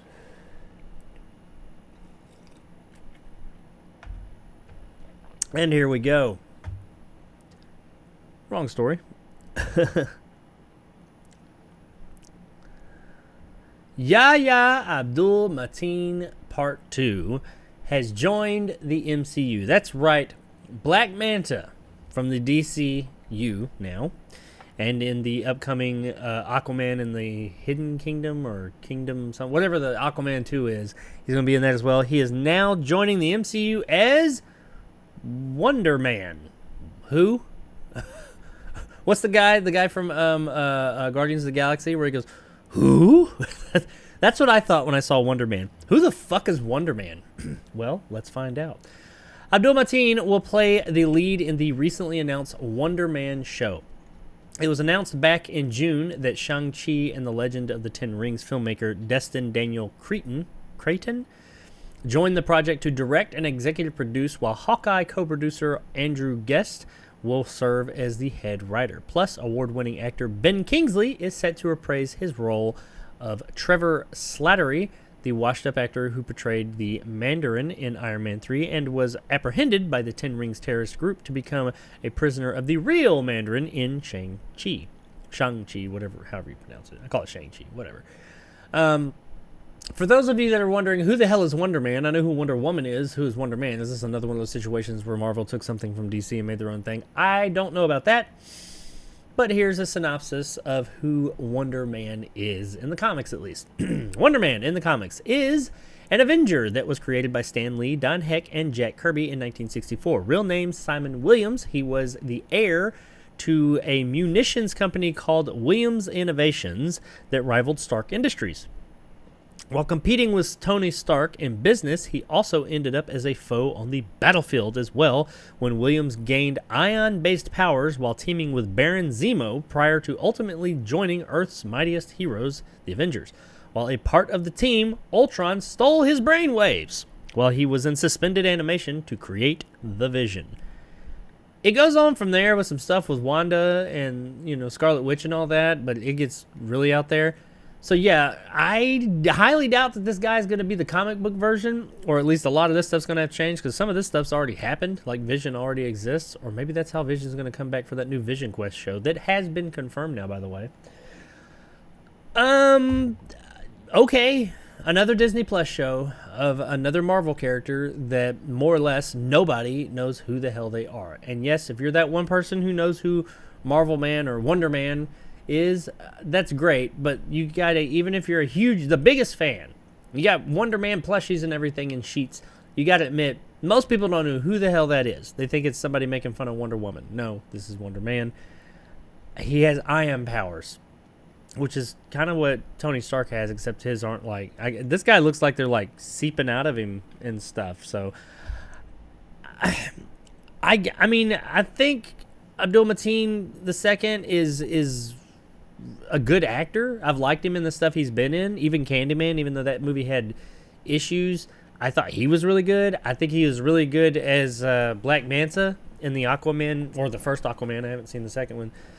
So, I mean, I'm happy to see him getting work, and he's good in pretty much everything I've seen him in. I can't really say I'm excited about this. I mean, like I said, it's another Marvel thing. Movie or show, whatever, none of them have really excited me recently. Quantum Mania looks cool, and I hope Black Panther's good, but everything else that's come since Endgame has just been, that doesn't have Spider-Man in it, has been kind of lackluster. Shang-Chi was okay. And the shows, besides Loki, haven't really wowed me either. Who knows? Maybe this is the next Iron Man. Because, Iron Man, when it was coming out, everybody was like, why are they making an Iron who? I mean, I think people were aware of Iron Man, but they didn't really know anything about Iron Man. He was a B-level character. No offense to those who love him. But in 2008, Iron Man wasn't on anybody's radar, and now look at it. So maybe he'll be the next Iron Man. Who knows? I mean, he has ties to Iron Man. I just can't muster up any excitement for this, really. I mean, because it's Marvel, and Marvel, you've been burning me a lot, Marvel. So you can't be mad at me now that the last thing they had that I was excited for was, I got excited for Thor, you burned me there. I got excited for Doctor Strange, you burned me there. And then those were the last straws right there. I was just like, nope. So when I saw, say, the Quantum Mania trailer, which really should be my thing, sci-fi, I'm all about some sci-fi, I was apprehensive the whole time. I was like, yeah, this looks cool, but it's fucking Marvel. So I'm going to stay just cautious. Not even cautiously optimistic, because the Marvel shows I really haven't cared for much. I'm just going to be cautious. I'll keep my ear to the ground and listen to what happens with this, and we'll see where it goes. Hopefully it's good. Hopefully Marvel can get their shit together and start making good movies and just good shows, period. So, yeah. But, hey, and I also don't have any connection to this character. I know nothing about this character. But how about you guys out there? Does anybody know anything about Marvel, or I keep wanting to call him Marvel Man, Wonder Man? And is he a cool character? Could he be a cool character? I guess anybody could be a cool character, but you know what I mean, just based on what is already out there in the world about him. Let me know, I guess. Put it in the comments below if you know who Wonder Man is and if you're looking forward to this show. All right. What's my chat saying here? Candyman is an MCU. Yeah, right? Pretty much. They should have kept him as Candyman and just had him in the universe. Yeah, he'd come and murder some of these bullshit characters they got now. Okay. Oh, this is one. This is one that breaks my heart. Just this cut me deep, people. This cut me real deep. This is a sad obituary of a story that we're going to talk about here. We got to talk about Henry. Henry is back in the news, but not in a good way. Henry Cavill will no longer be playing Geralt of Rivia in The Witcher from Season 4 onwards. Season 3 is already shot. They just finished it. He is in that one. But after this, the one I think they said it's coming out next summer, The Witcher Season 3, that will be the last that Henry Cavill is in. Australian actor Liam Hemsworth, brother of Chris Hemsworth, Thor, will be taking up the role. Yeah, we'll talk about that in just a minute. Hemsworth had this to say: Henry Cavill has been an incredible Geralt, and I'm honored that he's handing me the reins and allowing me to take up the White Wolf's blades for the next chapter in his adventure. Henry, I've been a fan of yours for years, and I was inspired by what you brought to this beloved character. I may have some big boots to fill, but I'm truly excited to be stepping into the Witcher world. Oh my God! This is not good news. Now, I don't have anything against Liam Hemsworth. I don't really think he's like the greatest. He's been in some things that I thought was fine. He's been in some things that I thought were not good. My issue is not so much with him. My issue is with that Henry Cavill is leaving The Witcher. And yes, I do have an affinity for Henry Cavill. But let's be real. He is a huge draw to this show. He made this show. He is that character. I don't see Liam Hemsworth being able to even be on that same level with that character. I'm saying probably Season 4 is going to be the final season of The Witcher. Because I think that viewership for that show is going to fall off massively after Season 3. Season 3 comes to an end. Liam Hemsworth comes in. I think Season 4 is going to be the least viewed season of The Witcher, and I guarantee it gets canceled after that. I mean, who knows? I could be wrong. I just don't see Liam Hemsworth having the same draw as Henry Cavill. I mean, Henry Cavill goes beyond just being, his acting prowess or even his looks for some people and things like that. He is like a super nerd. He is one of our people. So when he gets in there, it's like we're watching one of our friends in this role. And he was just so damn good in that role. So it does pain me because I really enjoyed The Witcher Season 1 and 2. Season 2 caught some flack from fans and non-fans alike. And yes, there were definitely differences, but I still enjoyed it. And I was really looking forward to Season 3, and I'll watch Season 4 with Liam Hemsworth, but I don't have a lot of high hopes. And nothing against Liam Hemsworth. I feel like he's going to catch a lot of flack, and it's not him. It's just, yeah, he's leaving. Now, the funny thing is, I guess the question is why is Henry Cavill leaving this character that he loves so much? He fought to get this role, and he's had a huge impact on the character and what they're doing with it, or what he wanted them to do with it. And there's a lot of things out there. Of course, nothing is for sure. This comes hot off the heels of Superman, him saying Superman is coming back, and he's going to be a big part of the DCU. That, honestly, is probably the biggest reason, because, hey, his schedule just got a whole lot busier, and he probably just saw more opportunity in Superman than with The Witcher, and I get that. Superman's a more bankable character. That makes sense. That is probably the overall, the big reason. But there have been some rumblings about the Witcher show itself and the way some of the writers are handling things and how Cavill has disagreed with some of the stuff that they're doing. Now, this is all rumor, speculation, and pulled out of people's asses. Didn't pull it out of my ass, but it is pulled out of asses. So take it with a grain of salt, if you will. They're saying that he disagreed. He's been disagreeing with them. And also, he wasn't happy with the direction it was going. He signed on, apparently, for a 7-season deal for The Witcher. So he had literally 4 more seasons to shoot he was contracted to do. Now, I'm sure he had to get out of that contract somehow.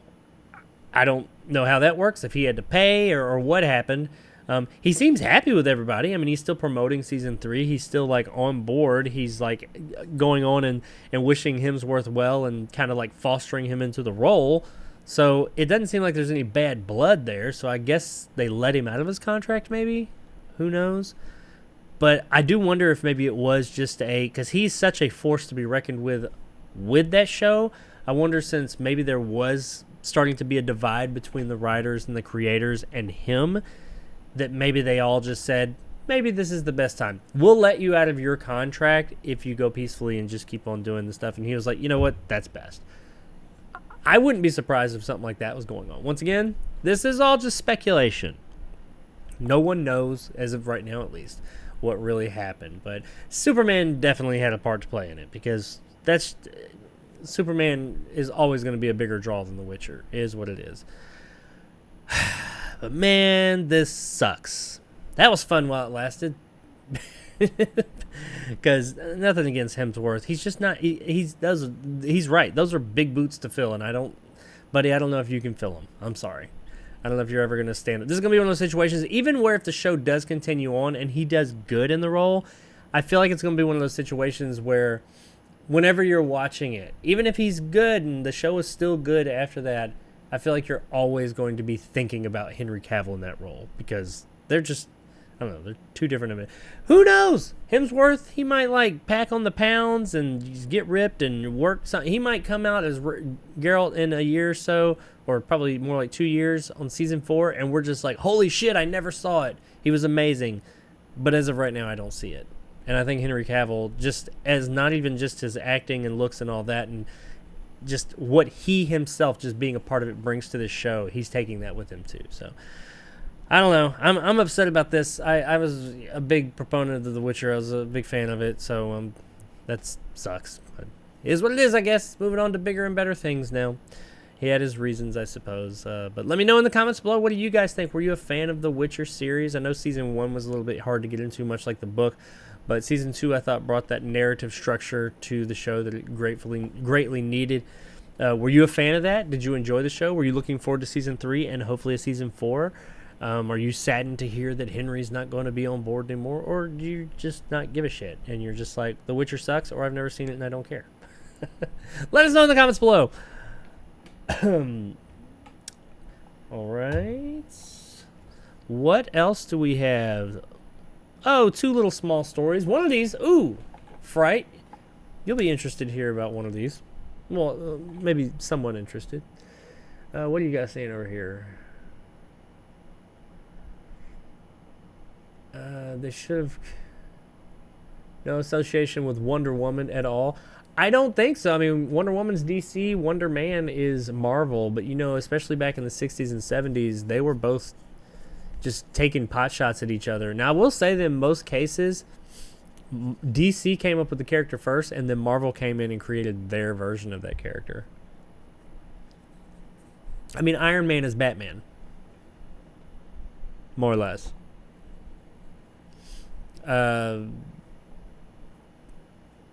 Who's their Captain America? I don't know. My brain's kind of all over the place now. The whole Henry Cavill Witcher thing's got me all messed up. But, I mean, Shazam used to be called Captain Marvel. Marvel purposely came in and copywrote that name while they were using it, so they couldn't use it anymore. That's some shitty... that's some underhanded, shady shit right there.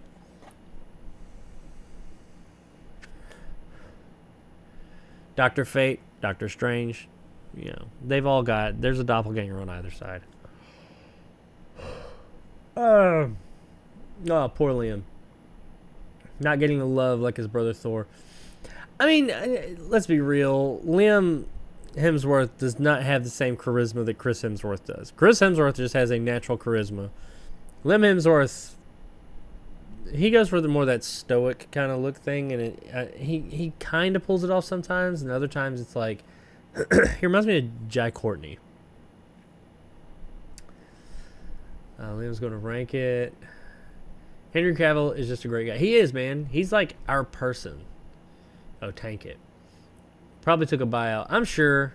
I mean, I bet I wouldn't be surprised if they were just like, hey, you know, we're conflicting. You got the Superman thing going on. If you want out, you can get out. And he was like, yeah, I want out.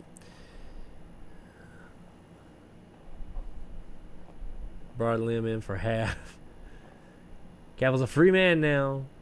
He could be Superman full time. Well, yeah, and I'm happy to see him back as Superman. I think he's a fantastic Superman, but I really liked him as Geralt. I never knew he was married to Miley Cyrus.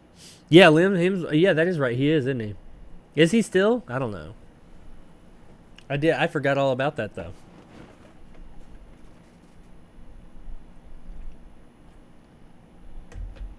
All right, let's move things on. If I want to get any time playing this Genesis.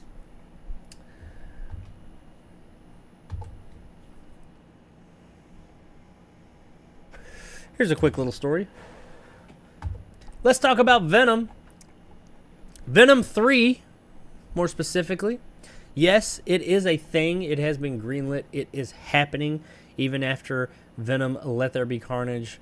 While it did well, people had comments about it. I liked Let There Be Carnage more than the original Venom, but I didn't really think the original Venom was all that. I thought it was lacking. I didn't care for it. I didn't hate it, but I certainly didn't. I watched it one time. I felt no need to watch it ever again.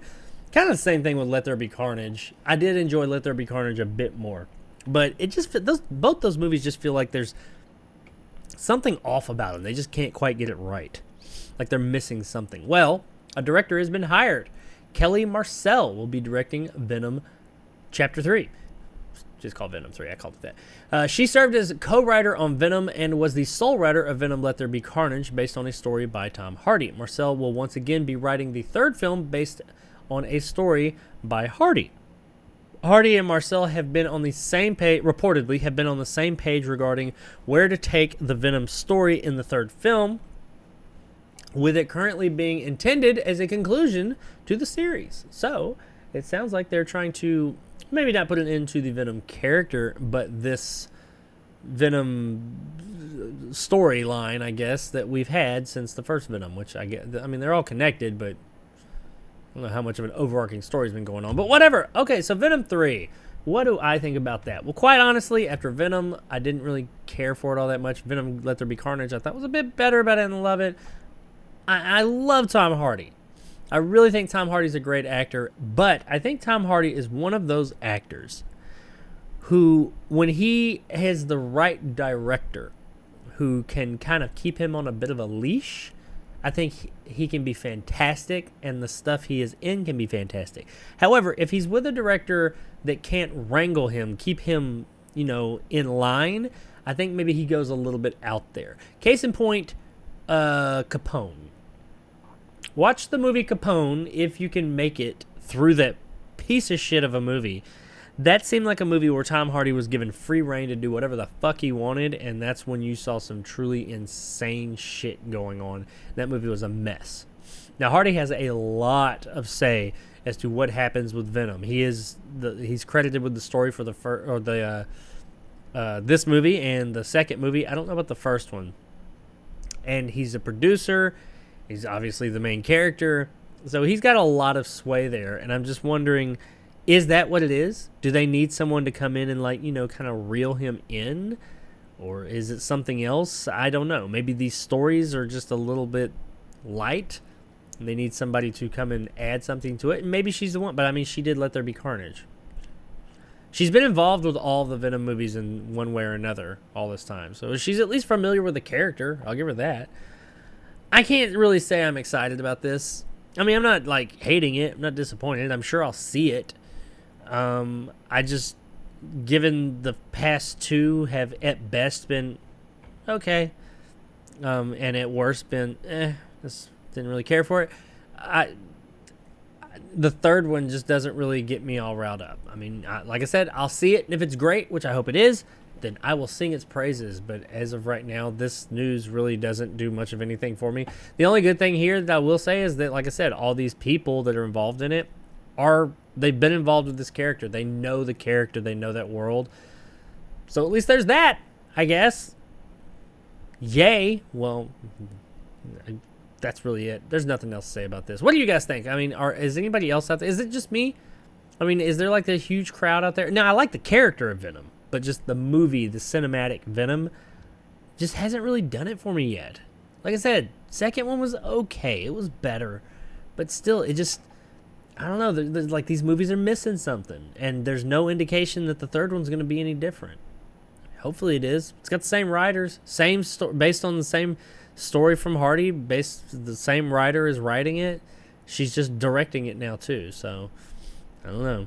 We'll see. Maybe she can do a better job than Andy Serkis did. I think Andy Serkis is pretty good. But let me know in the comments below if you guys are looking forward to Venom Part 3 or whatever they're going to call it. And if you think that this is going to be a cool movie. If you're super excited, let me know in the comments below. All right, let's move right along into our last story of the day while we're here and just get it out of the way. Like I said, Fred, I think you might be interested in this one. Terrifier Part 3? What? Terrifier 3? Didn't Terrifier 2 just come out? It did. And it has been such a runaway success. It has gone up something like 84-85% as it's been going on in ticket sales. Now, I mean, it's not rivaling the next DC or MCU movie, but for a little independent horror slasher B-movie flick, it's doing tremendously well. It is already making tons of profit because it didn't cost much to make. So, and it's been garnering a lot of buzz. Lots of people are talking about Terrifier 2. So now people are saying, I've not seen Terrifier 2. I've seen Terrifier 1, but I've heard about Terrifier 2. People are asking, what's next? Well, according to the director, right now, I would like to just tell a solid story where it has a nice arc for my heroes, my villains. It's complete, Leon said. And that's the director. Revealing that he's planned a trilogy. So a 3 is, I can almost guarantee, a part 3. After that, well, we'll see if there's anything left and if the fans are still accepting of this character and this franchise.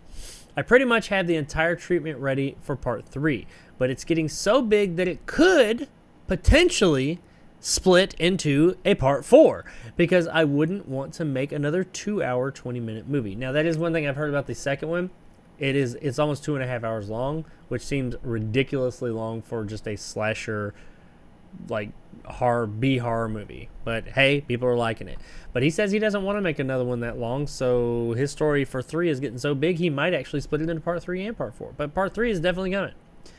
I had a part 3 in mind when writing part 2, the filmmaker told Variety. There are so many questions brought up in part 2 that are not answered.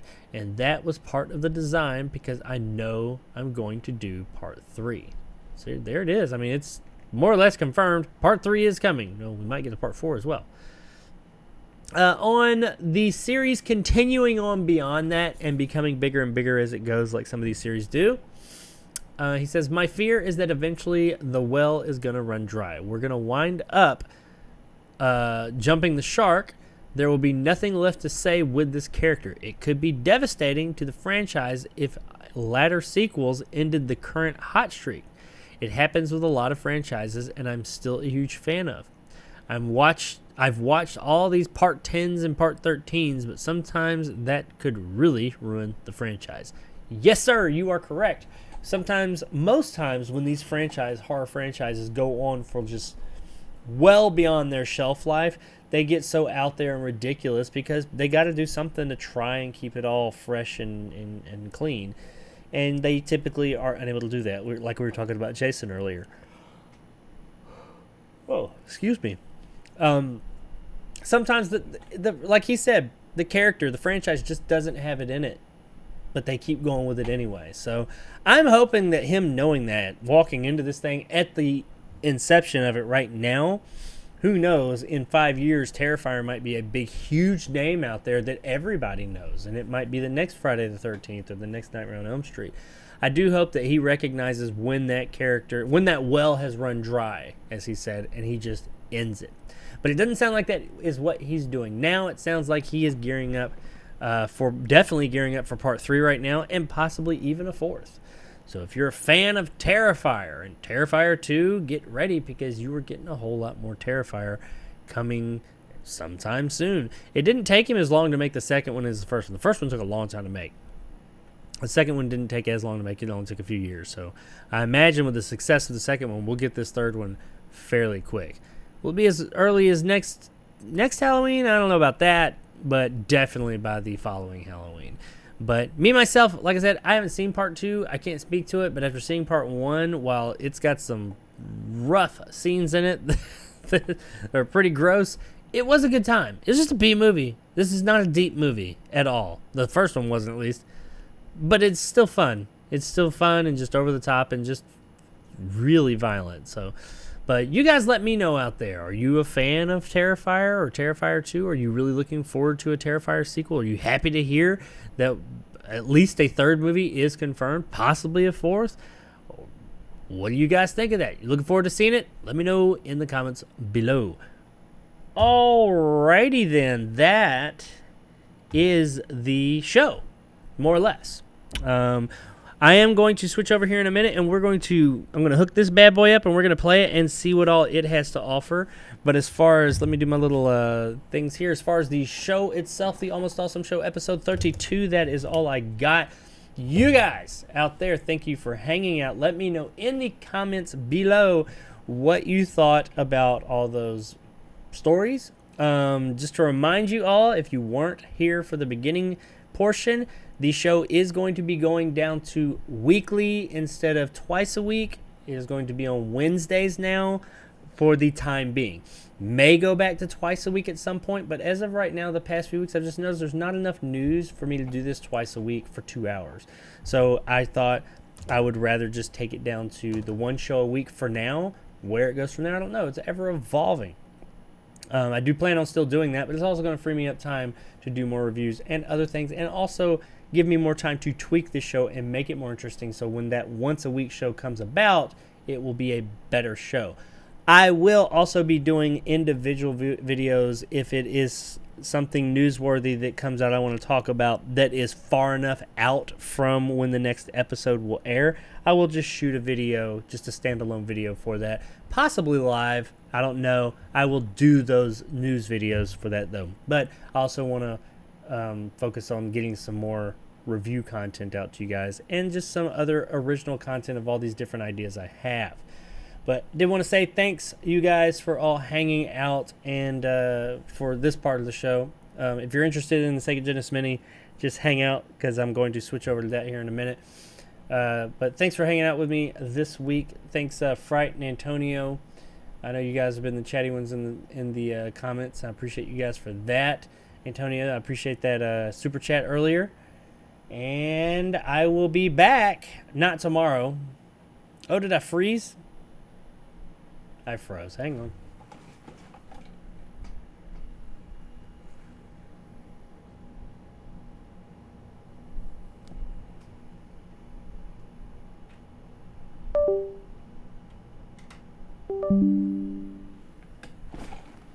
I don't know why it does that sometimes.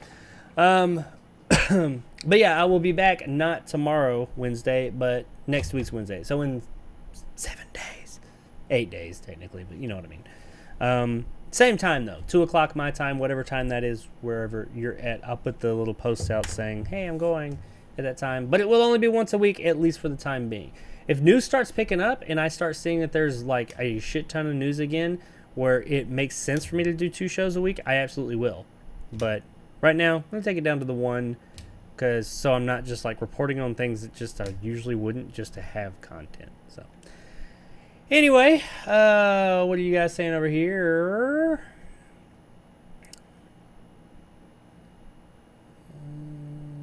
Superman full time. Never knew as many times that. Looks like they split in 2020. Unfortunately, COVID. Oh, okay. Carnage was the shit show. Yeah, I didn't. It just let there be Carnage. I did like it a bit more than the first one, but neither of them really tickled my fancy. Remember the Venom game on SNES? The cartridge itself was red. It was. That was the. I've got that over there. No, over there. Is the Carnage red? It is a red one. He does look like a mime. So Art the Clown, the killer in the movie, doesn't look like a clown. He looks like a mime. Funny enough, wait, I haven't even seen the sequel. Okay. Funny enough, the guy, what's his name? I can't remember his name. Who plays Art the Clown? He actually studied mime. That's what got him the roles. He studied mime work or whatever before. Not for the role, but before doing the role, he had experiences in mime.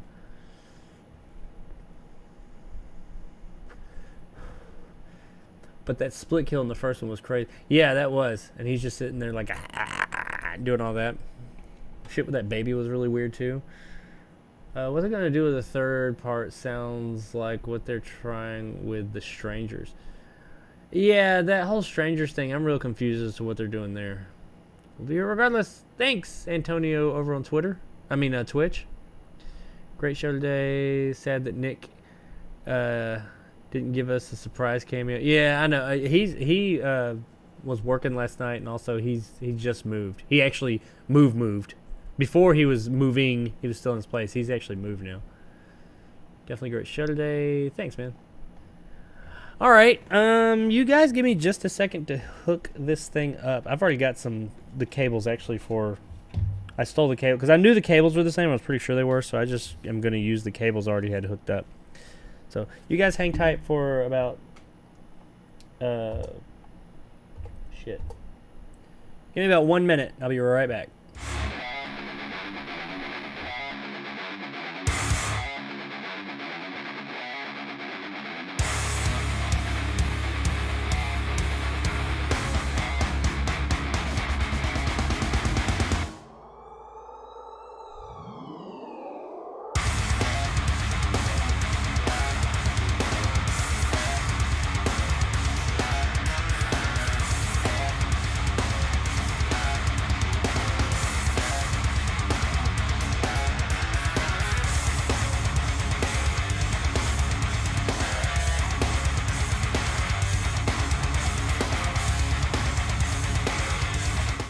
Told you.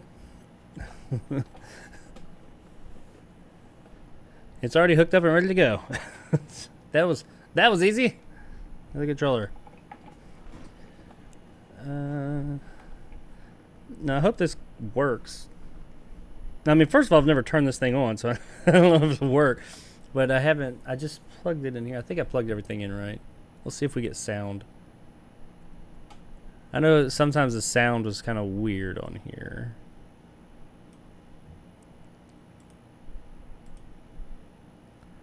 Just a second.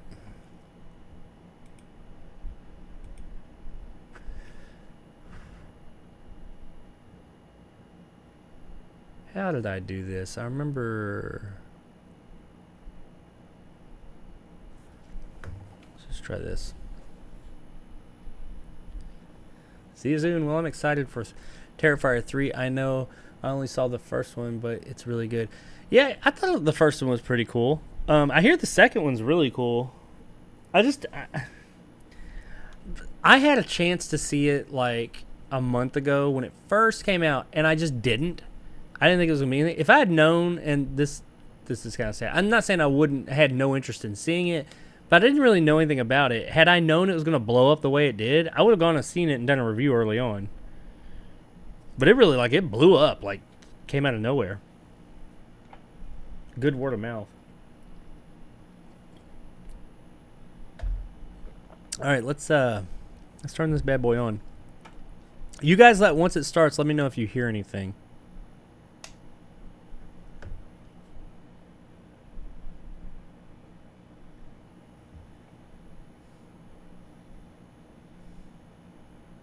I don't think there's any sound yet. I don't hear anything.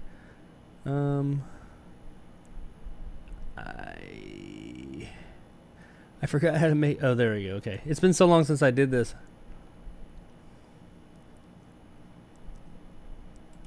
There we go. I had to put it over on my screen so I could see it. Okay. I don't know if there's.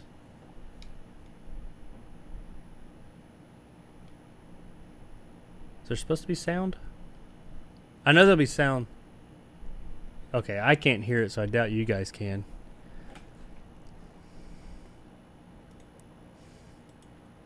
Just a second.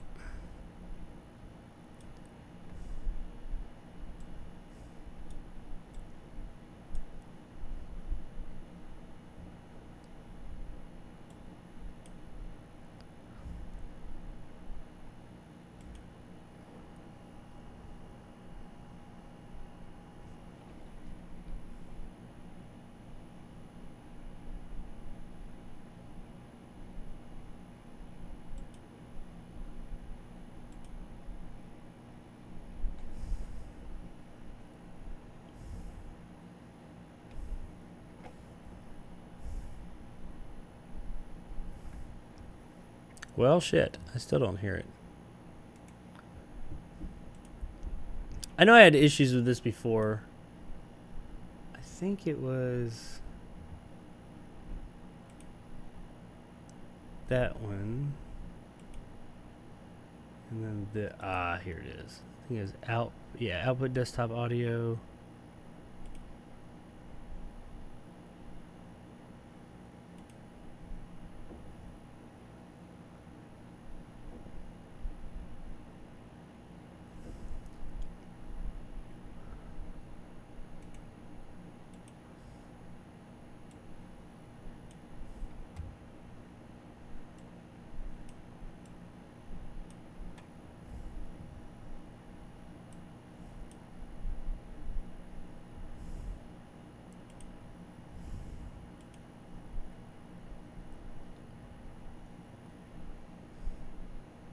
Huh, still no audio?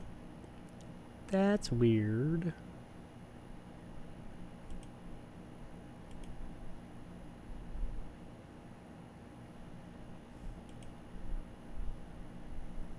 Digital audio.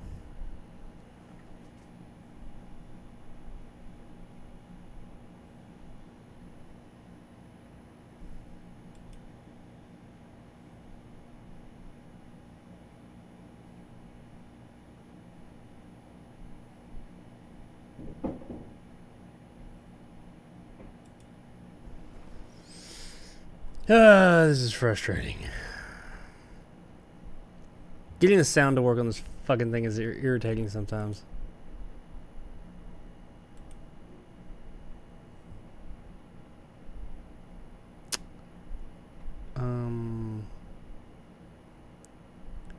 OBS is a pain in the ass.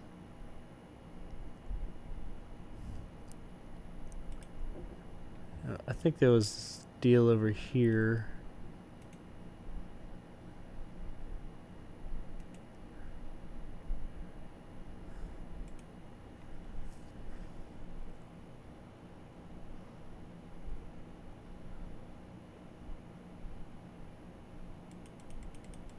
Oh shit, I hit something.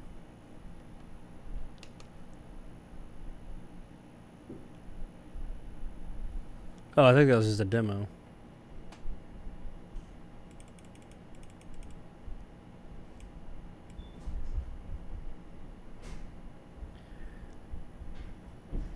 So, I don't know why that's set crazy like that.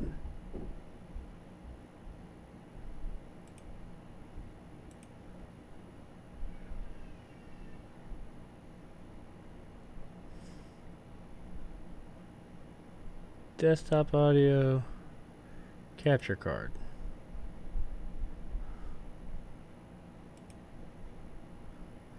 Oh my god, why is this doing this?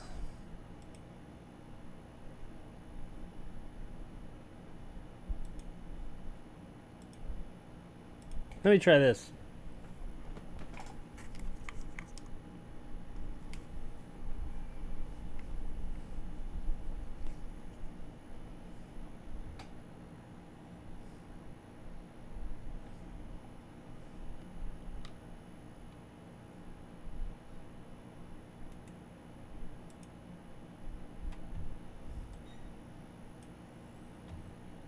If it doesn't start working in a minute, I'm just going to do it with no audio, which is, that kind of sucks.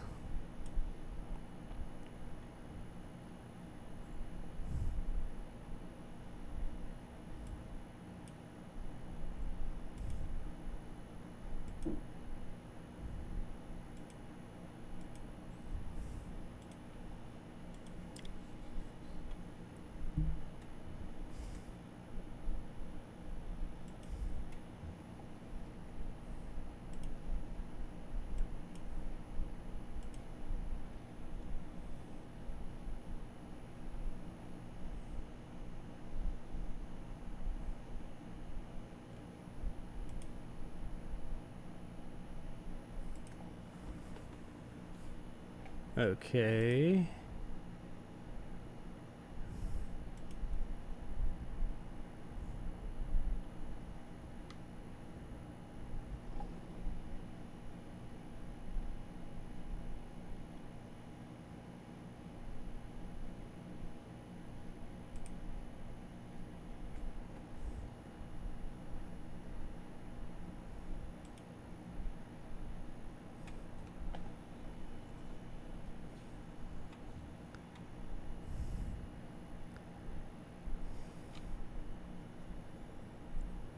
And it's not the system, it's the fucking capture card. And albeit it's very frustrating. The way that this thing works, I always have to fiddle with it. This is why I don't even do, like, all my consoles I used to have set up through my computer. I don't even have them set up like that anymore. I have them set up on their own TV now. Because this shit was really irritating.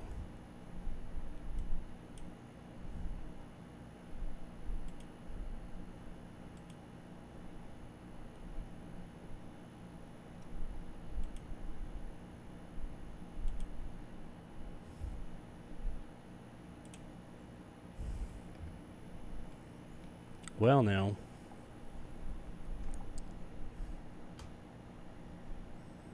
I don't know, Antonio.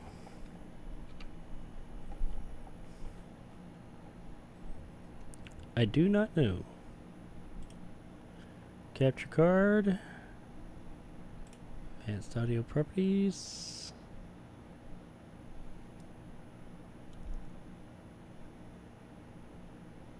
Because I remember doing this before one time. I did some dumbass shit like this. It can't just, you know, work. That would be far too easy.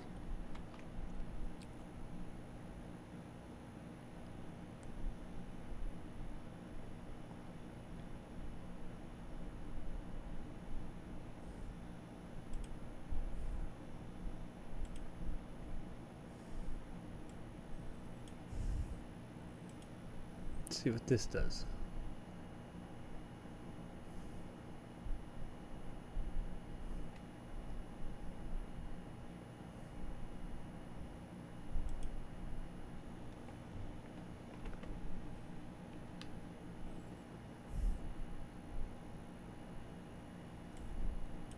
This is incredibly frustrating.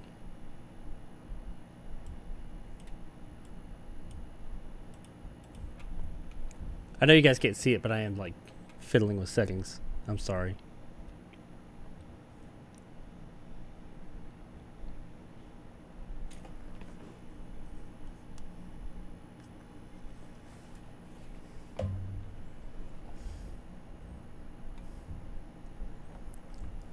It's pissing me off, man.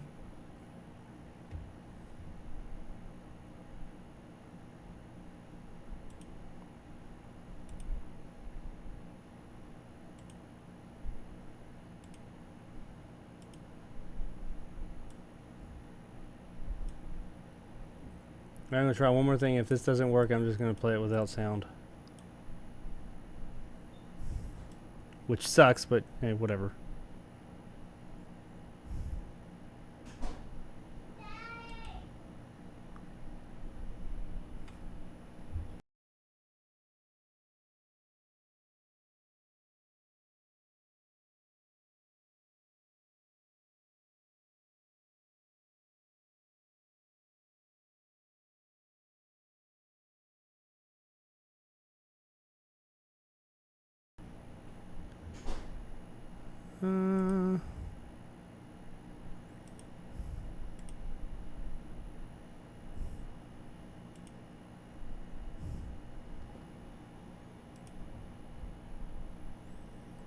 Okay. Fuck it.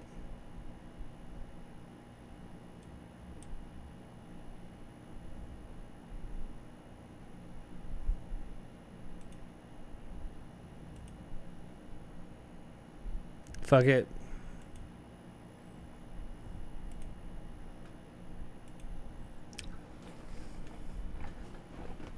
I'm gonna do it without sound. Maybe if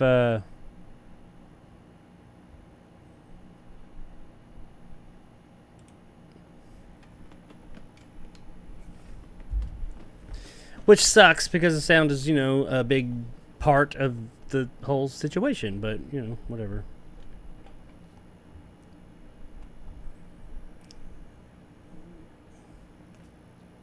I know the sound works. I hooked up... Yeah, hang on. Let me try this. Because I did something earlier.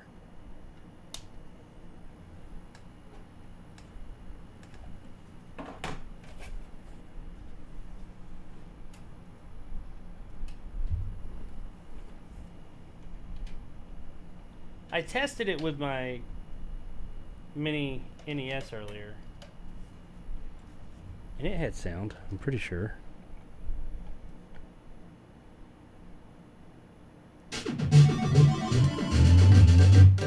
Whoa, that's loud.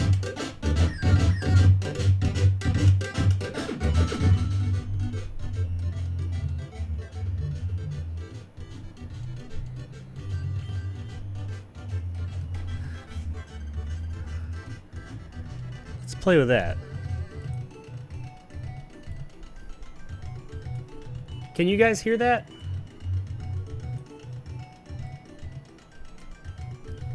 I don't think you can hear it. Oh, Fright said, oh my god, sound. So you can hear that. See, I'm not even... Are you getting that through my microphone or can you hear it? Like, normal.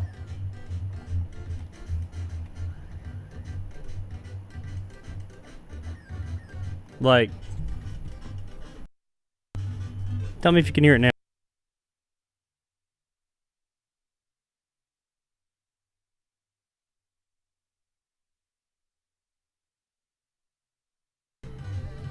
I muted my mic.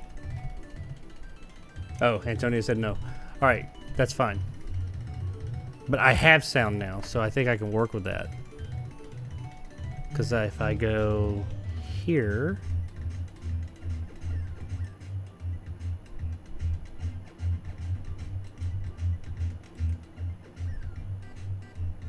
How about now?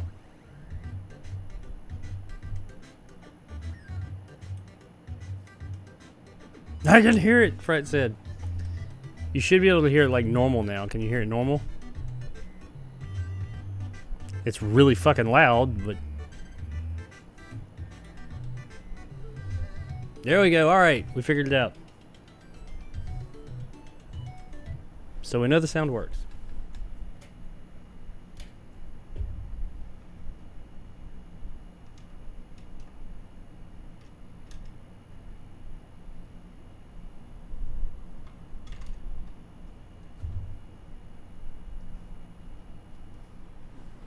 Let's try this again.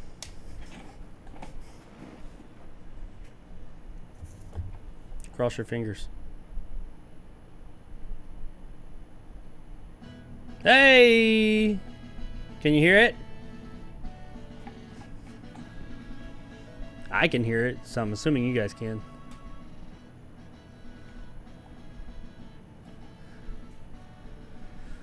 I hear it, I hear it, I hear it. All right. So here it is. Let me turn the chat. There we go.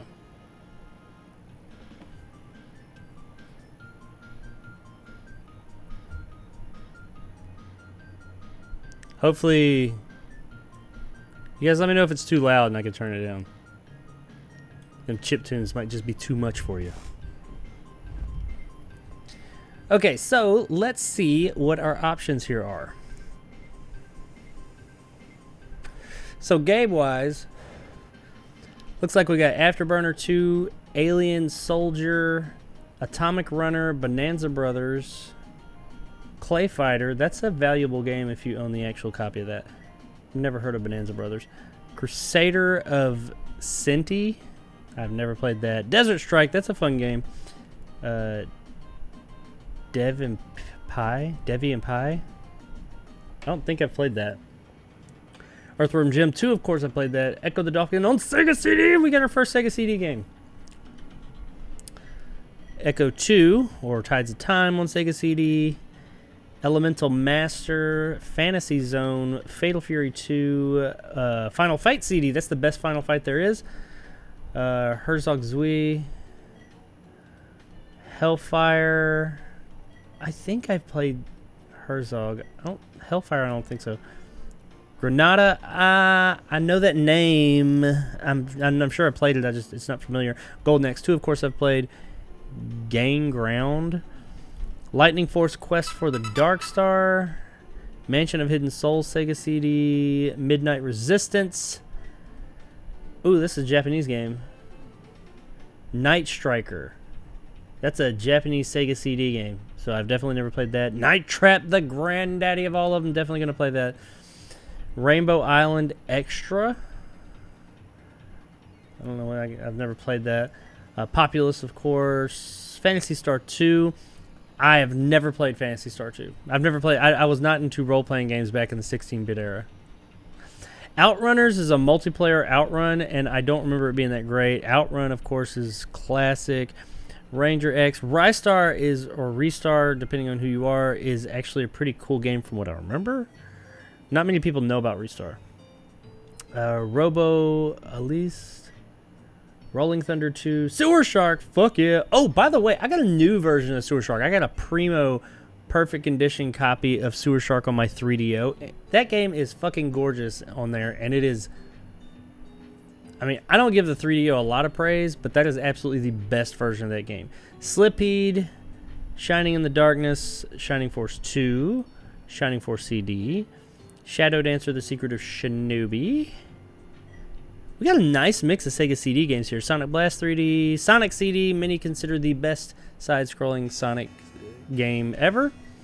Space Harrier 2, cool game. Spatter, never played that. Splatterhouse 2, I played that. Super Street, I'm surprised they got a Street Fighter game on here because that's a licensed game. They would have had to pay Konami, or Capcom for that. Super Locomotive, never played it. Of course, I played Super Hang-On. By the way, Hang-On is a built-in game on the Master System. If you turn the Master System on with no game on, you can play Hang-On. Not Super Hang-On, but first Hang-On. Streets of Rage 3. I remember that being cool. Star Mobile, never played. Ninja Warriors, that's a Japanese Sega CD or Mega CD game. Never played it, obviously. The Ooze, I vaguely remember. Shinobi, Revenge of Shinobi, I played that. Toe Jam and Earl, Panic on Funkatron, I do remember that game. Truxton is supposed to be really fun. I remember that. God, I remember the cover. I don't know if I've ever played it, but a lot of people talk about Truxton like it's supposed to be really good. War Song, Puyo Puyo San.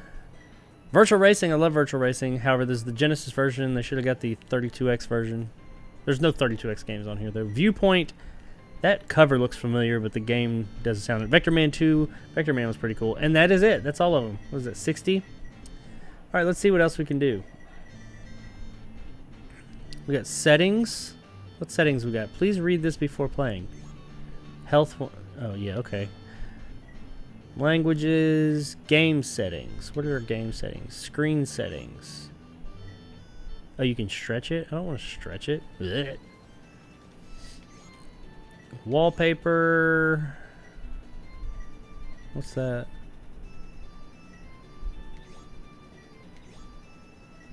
I kind of like that one. That's too busy. That's too busy. Ooh, I like that one. The blueprint, that's pretty cool.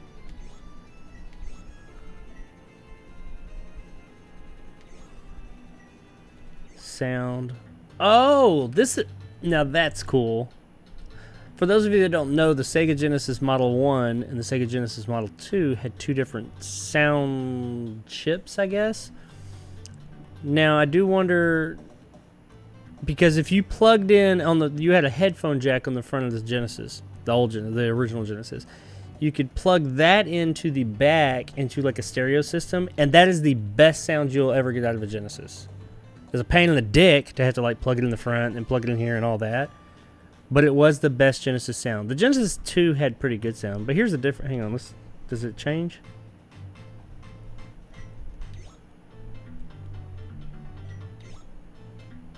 Yeah, see how it's a little bit higher pitch on the old one or the new one?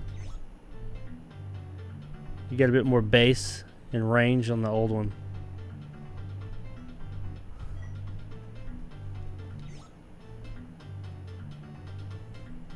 It's not like a huge difference, but it is a difference. I'm going to leave it on this version for now, but I might change that. Mode button. Quick open, hold for 1 second, hold for this. Oh, this is what the mode. You got a mode button on top of the controller. I guess that opens up the menu. Legal notice, reset to factory. Okay, not a lot of options, but I mean, what do you really need? What's all this? Recently played. Oops, wrong button. Oh, cool, you can put the CD ones. Number of players. Okay. Genre. Z to A. A to Z. Release date. So what is hang on the oldest game we got? I believe it. See? The box art changes like I was talking about. You got this black grid background. They got that from the Master System. And then like, so that's an EA game. Some of these are different, but and these are Sega CD games, but you got a lot of that black background going on. And then right around like 92, you started getting this red box. I always liked the red. The blue boxes were Sega CD. That's weird that these are down here. And they're black boxes, huh? But you see most of them are red boxes. Anyway, let's see. Recently played. I haven't played anything. CDs for... Okay. Let's go to A to Z. There we go. What you guys saying over here? Oh my god, sound. Nope, I can hear it. I can hear it. Yay. Damn, 80s tunes is the best. Outrunners. Night Trap sounds like a horror game. It is, and actually Night Trap and Mortal Kombat are the two games. There's history to Night Trap. You should look it up. It's good shit. There is a new version on PC of Night Trap. They got the original video, and it looks... And I'm going to play Night Trap. That's my favorite game. If you look at my reaction video to the trailer for this thing when they announced Night Trap, I lost my shit. I own probably 8 different versions of that game, but the PC version made by Screaming Villains on Steam is the best by far. By far the best version you'll ever get. It's a modernized version. This is the original 1991-92 version, so it's going to look rough. But it is worth playing. It's a full motion video game. But that and Mortal Kombat are the reason that there's a video game rating system nowadays. They took that game to Congress, and on the new version, you can. They got lots of documentaries and stuff that talk about all that stuff and that whole thing. They had like sessions in Congress about it.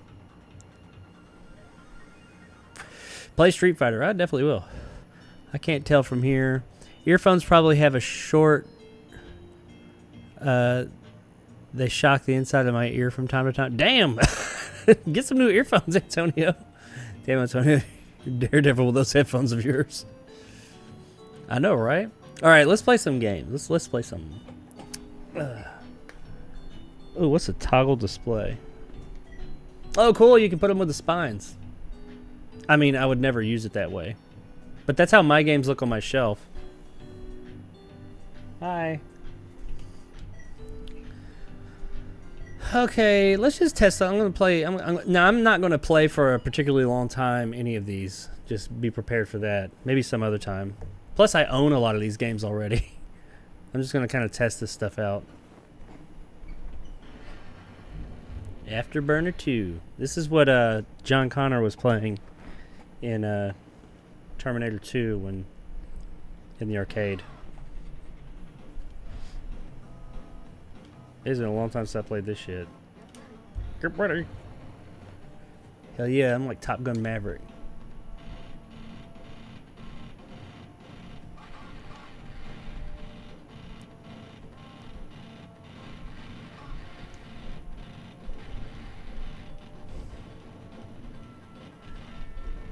Oh, I don't like the controls.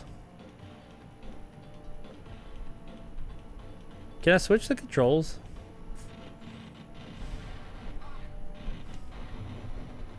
I don't like that down, up is up and down is down.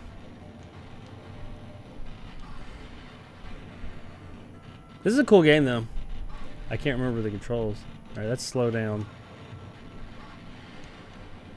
Ah! Alright, that's speed up.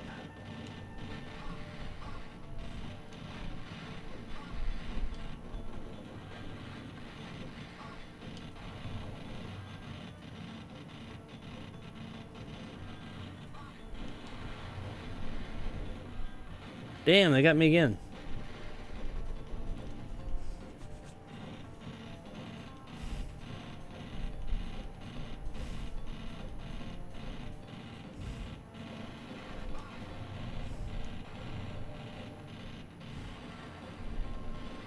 Ah!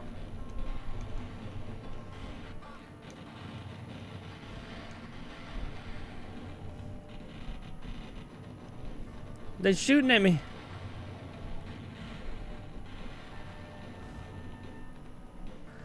I keep wanting to hit down to go up, you know, like more traditional modern flight controls.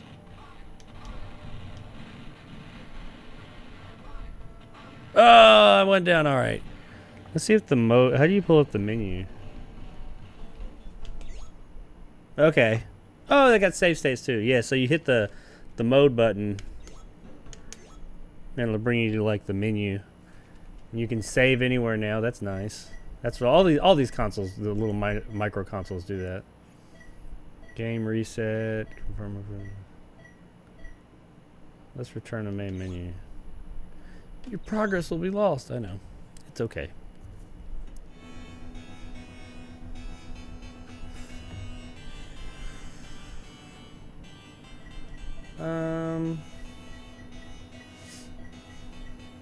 Kind of want to play Echo, but that's a long game.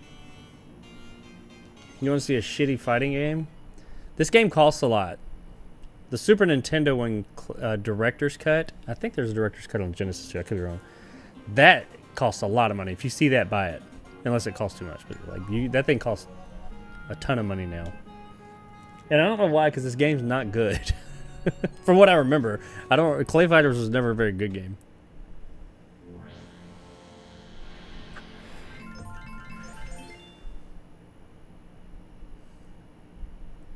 They have but one goal in all the universe: to be king of the clay.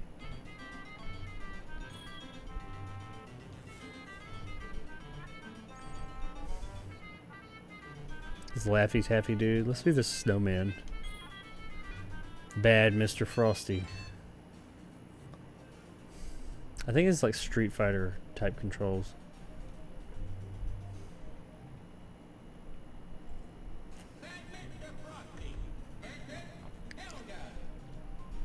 That's some big ass titties.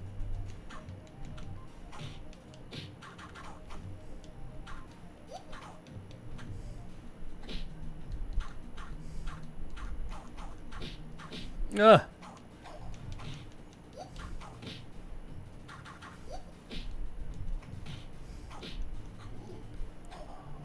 Hadouken! Damn. Helga's kicking my ass. This game is so bad. But it's like bad in a good way.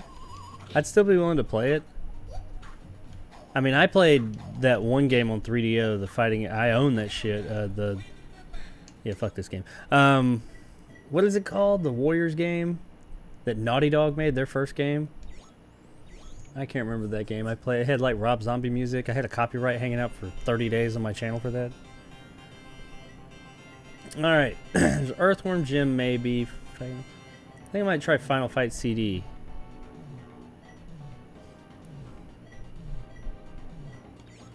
What time is it? Yeah, I don't have a ton of time, so let's...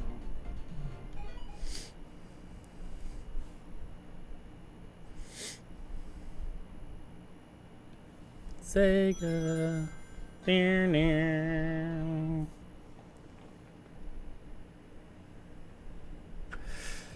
Let's get that CD sound. Let's hear it.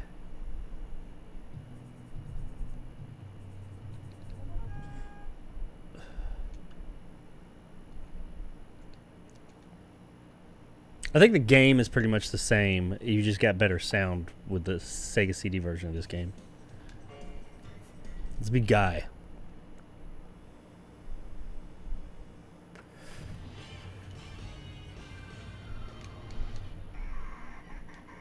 Oh no, they stole my girlfriend.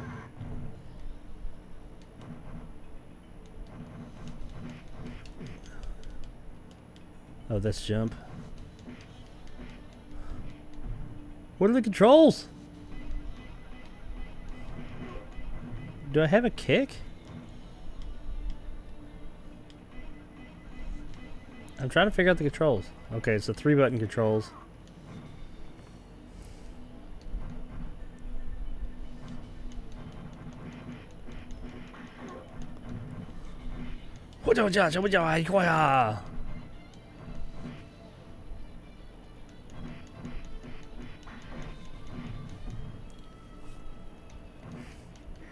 Yeah. There's like literally one attack button.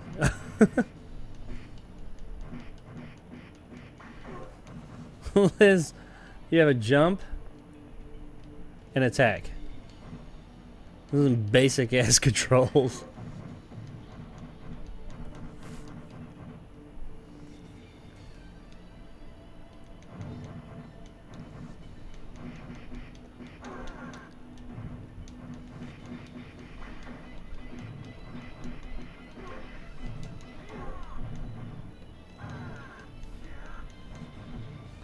Ooh, I got a burger.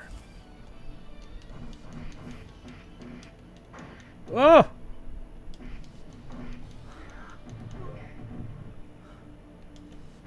Yeah!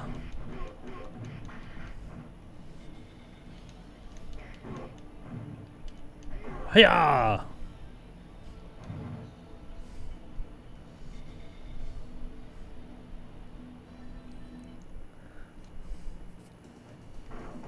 Oh shit, I done busted through the door. What's up, motherfuckers? Oh shit, I got a pipe. Oh, you knocked the pipe out of my hand.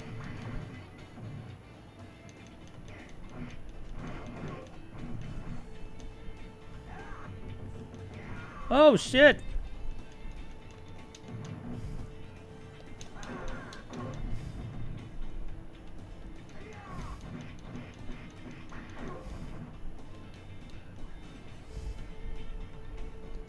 It's even got the loading pauses like the Sega CD.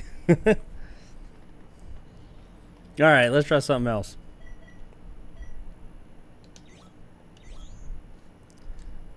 Clay Fighters is rare. Yes, Clay Fighters is very rare. Clay Fighter Director's Cut is rare. That just occurred to me. Maybe Clay Fighters have a legacy of bad fighting game. It does. It has like a cult following. It's one of those situations. It's not a very good game. Of course, Golden Axe. I'd like to play Mansion of Hidden Souls. That's a long game. Let's play this. This is a Japanese game. I've never played this. It's a Sega CD game. Wee wee.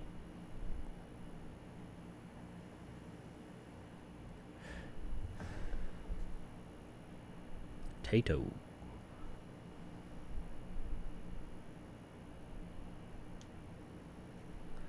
Night Striker.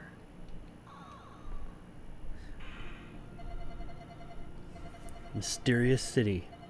Attacking terrorists. Terrorism group.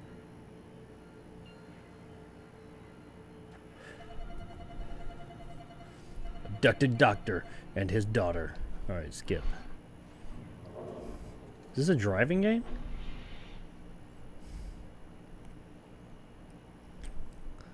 Only got about a few more minutes I could play. Woo!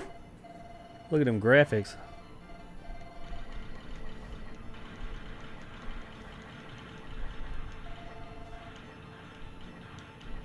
Alright.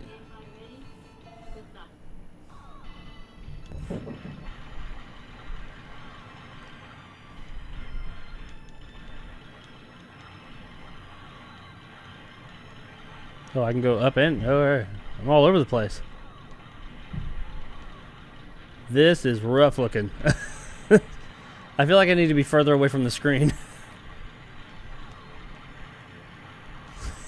This is just like a mishmash of blocks. It controls good. I'll give it that.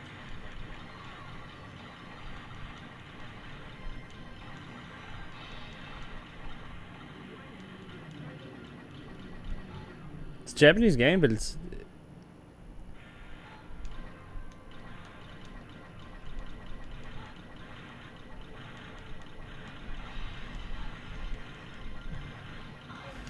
Alright, I got a taste of it. Just trying to go through and test these out and see what all it has to offer. Yeah, I feel like I'm 12 again. Ooh, wait. Okay, we got to do this one. You guys want to see some quality FMV? This is what this was like the first well, Sewer Shark was really, but this was the FMV game. We thought this was the future. I still love it. And the new version looks so much better. I did a stream of it all the way through years ago. You can look it up in my channel and live feeds, but probably 2019, 2020. But you can see how good it can look. This is what it looked like back in the day.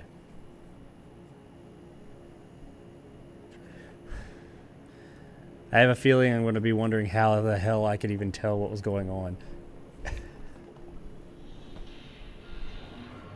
It's got them dots all over it. It's so bad looking.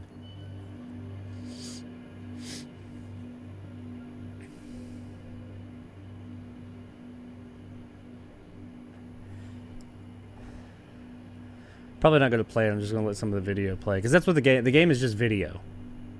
Those of you that watched the my stream of it a few years ago know what I'm talking about. Woo! Look at that. That is rough.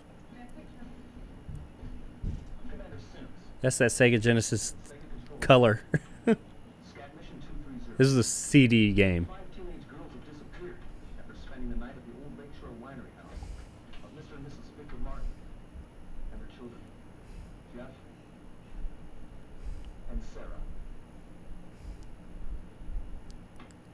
The new version looks so much. The new version looks like what video would look like. It looks very clear. Your mission? Protect those girls from whatever happened to the last ones. Now listen up. Last night one of our agents got into the house. Cameras in almost every room. He got a Sega Genesis controller. Our agent spliced an override into the security system, allowing you to have control of the cameras and let's skip to it. How do I go? Okay.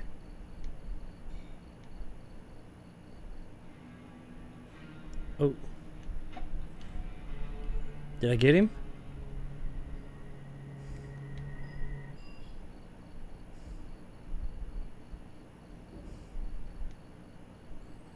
There's nothing like letting you know where they are. The new version, it... Up the stairs? No, shit.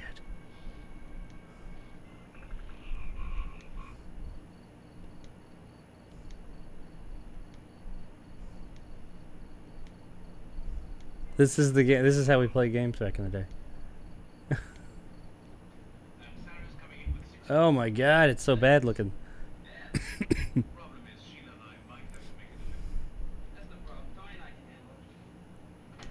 Alright. I've played that game tons. I will definitely play that version. Even though it looks like shit, I still want to play it. Alright. I got time for maybe like one more. I'll probably do like a stream or something with some of these the next day or two. Let's do Street Fighter real quick and then I gotta get out of here. It's already, damn, it's almost 5 o'clock. I'll do one round.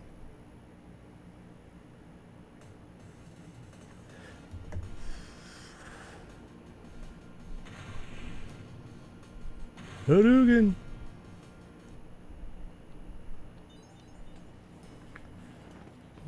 Choose Ryu or Ryu or I played this in forever. Let's see. You bitch.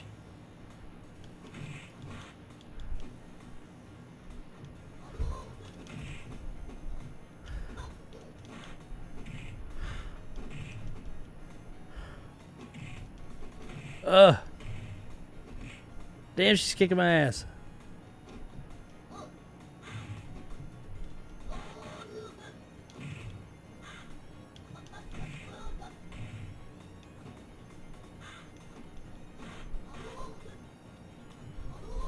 Oh, she skipped through. What the fuck?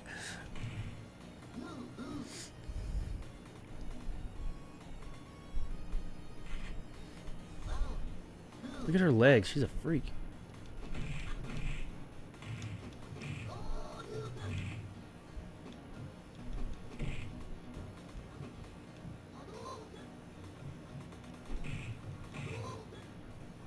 Oh, that slowdown. Oh my god. I got her. Final round. Round 3.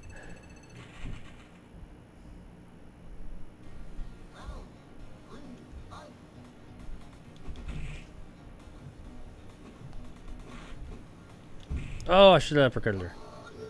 A little late.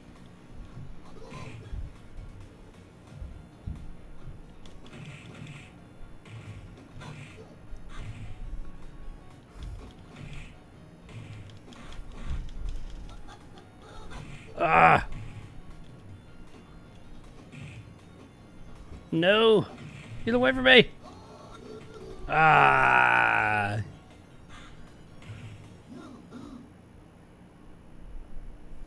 Damn, Cammy. She got dunked. Alright. So there it is, ladies and gents. The Sega Genesis Mini 2. There's a whole lot more games on there to play.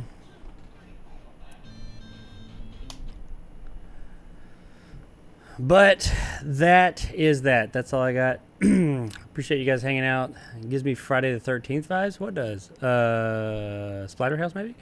Really fun. Damn it, serious. Be like intro. Hell yeah, Night Trap. Yeah, Night Trap's awesome, man. I did a full stream. I did a full playthrough of it. It was a few years back. Just search on my channel for Night Trap and you'll see it. I did a review of it too, of the new version. Cammy was good. I was actually enjoying this type of stream like Genesis streams. Jago, you should do more of these. Street Fighter 6 came out on PS5. Yeah, it is. Is it out or is it coming out? Well, yeah, 6, but there's been like 15 other versions, like 28 versions of Street Fighter 2. But anyway, that's what I got, guys. I appreciate you guys hanging out. It's getting late. I got to get out of here. I got shit to do. But thanks for hanging out, guys. I will do another one of these with just the playing this at some point. I'm just going to leave it hooked up in here. I'll do it over the course of the next day or two or something. At some point, I have no idea when. But hell, it might be tonight. I don't know. But I will see you guys later. Thanks for hanging out, and I'll see you all next time. Hope you guys enjoyed the show. Peace, love, chicken grease.